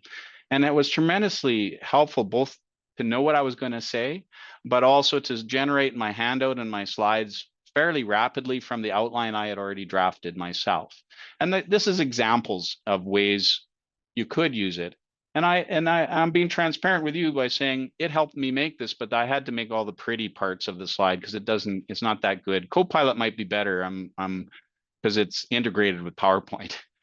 In any case, we're almost running out of time here. So not all AI is created equal. So test a tool before you trust it. Is what I would suggest. So don't sign up for a year. Maybe test it for a few months before you see its positive and negatives before you trust it. Test it also in terms of querying those questions that'll mitigate risk. AI may not be sensitive enough to be trusted for anything critical right now. And we've seen really stark reminders of this in the 2 losses of those young people in the United States that were trusted in a chatbot when they were struggling with suicidal feelings. And we don't want to see any of that ever happen. So we just want to make sure that We're not trusting it with things that it's not ready for yet. And when an AI fails, always be prepared for a backup plan. This is kind of like when you go to assessment with the Q Global and the iPads, and your iPads don't work that day. What do you do now? Do you rebook, I guess? I always had the kit in my trunk in the first days that they started this whole iPad-based administration and event, just in case if that failed, you had to be able to run to your trunk of your car if you were in a school system testing a kid and be able to make sure you got the assessment work done. You had a backup plan. It was always helpful. Make sure you're not frustrating your clients. Stay ahead of the curve or risk falling behind is my last thing. And the reason I say this is, it's like internet. I mean, you just all take it for granted, the use of it now, because it's just part of daily life and has been for quite a while, really, but really only since 1994, as we heard from the earlier session.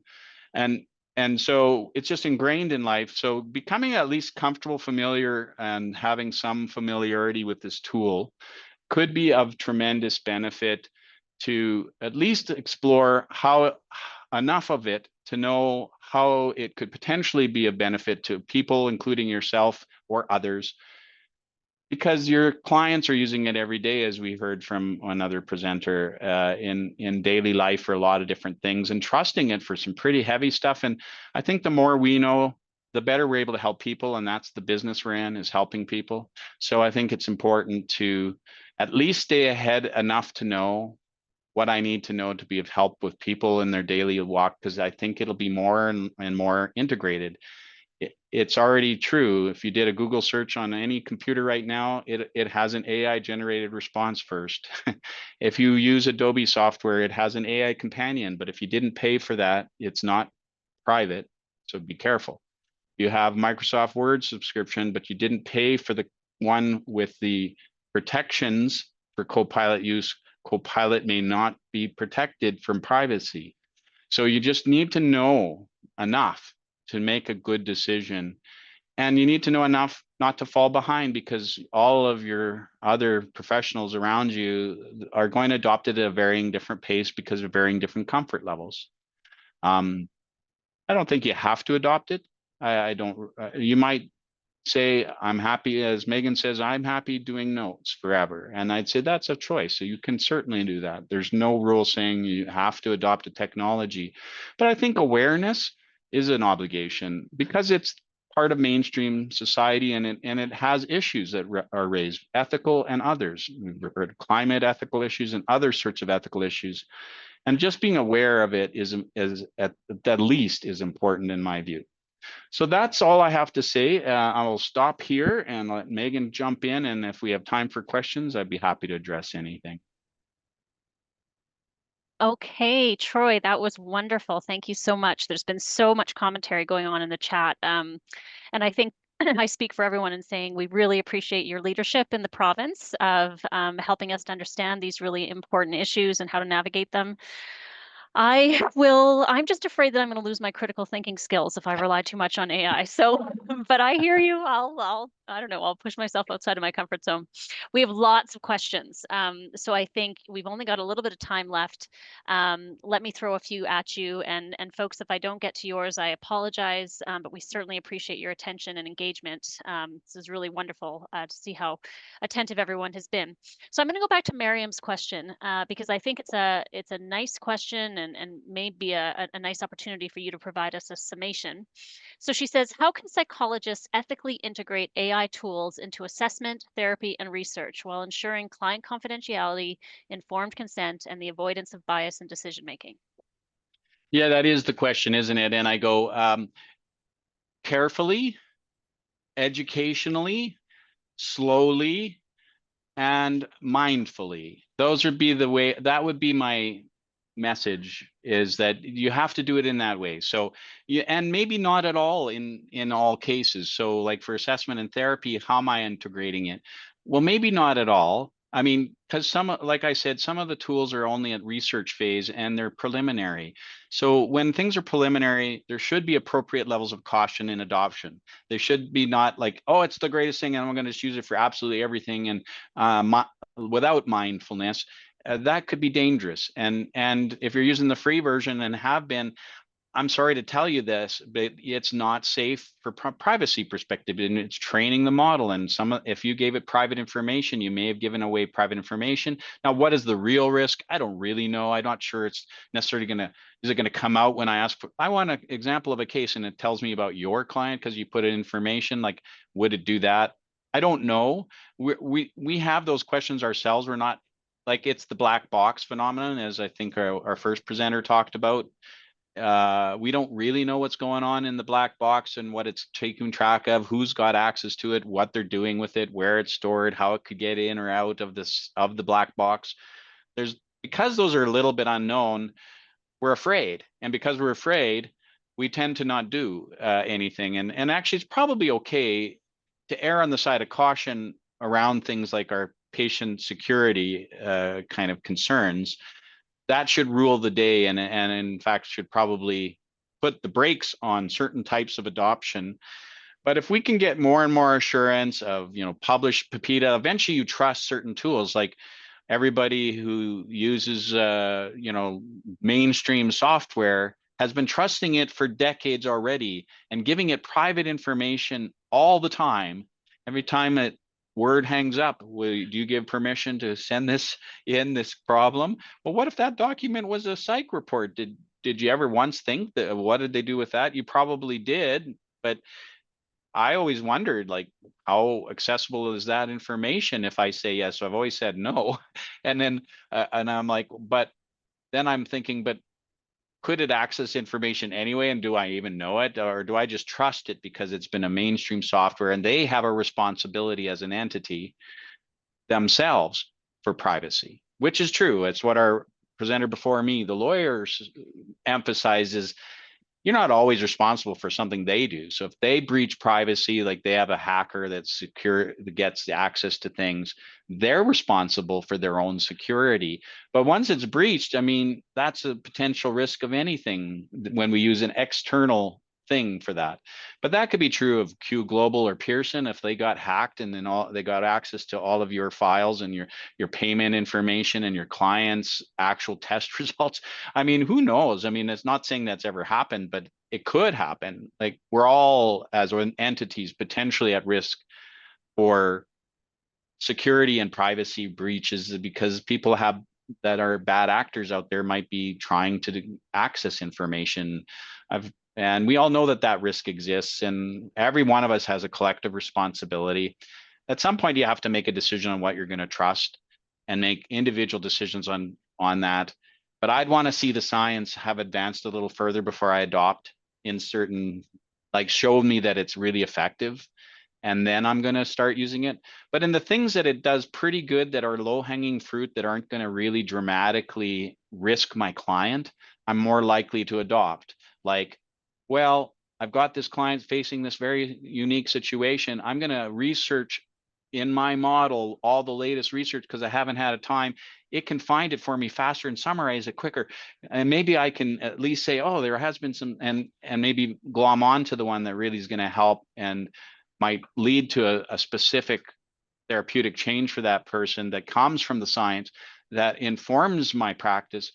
And it was more rapidly gotten because I used an AI tool. Like, that's how I see its potential, as in that kind of way, as an augmentation of something that normally you can do, but it's faster. So, but it might miss details. So I it's good and bad, right? You have to weigh it, but its speed is it can't be argued with its speed and efficiency of generating information, summarizing it.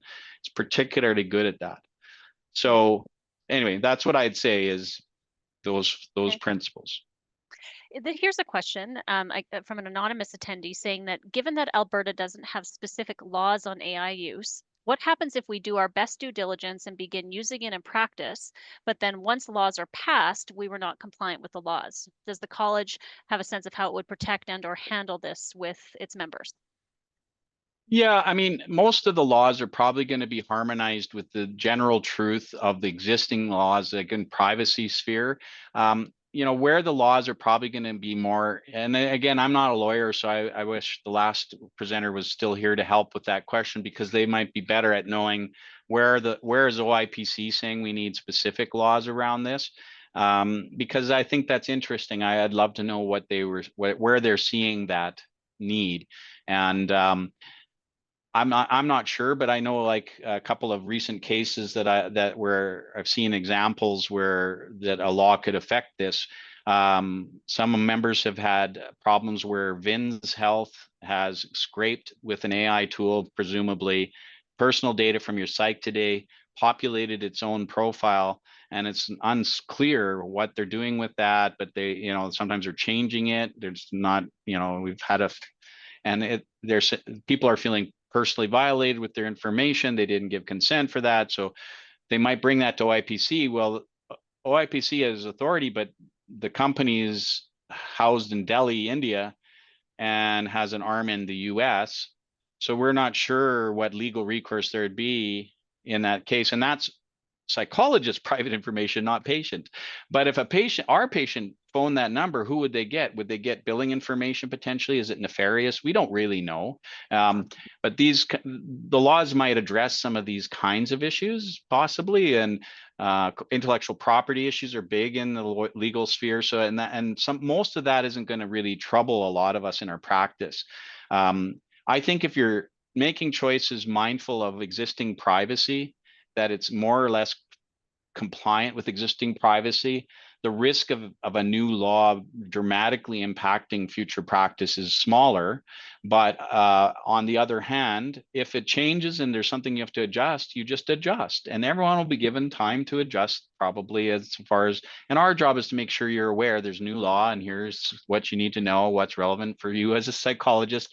We'll have to pay attention, and that's our job at the college, to pay attention to legislative changes and implications of those changes for psychologists. So I guess insofar as we learn that they're happening, our job will be to make sure that that gets passed on, and then you can make informed decisions. And so hopefully that's helpful, so that you don't feel blindsided by a change. But we're all busy, so sometimes you can miss announcements and things. So I know it's hard to keep up.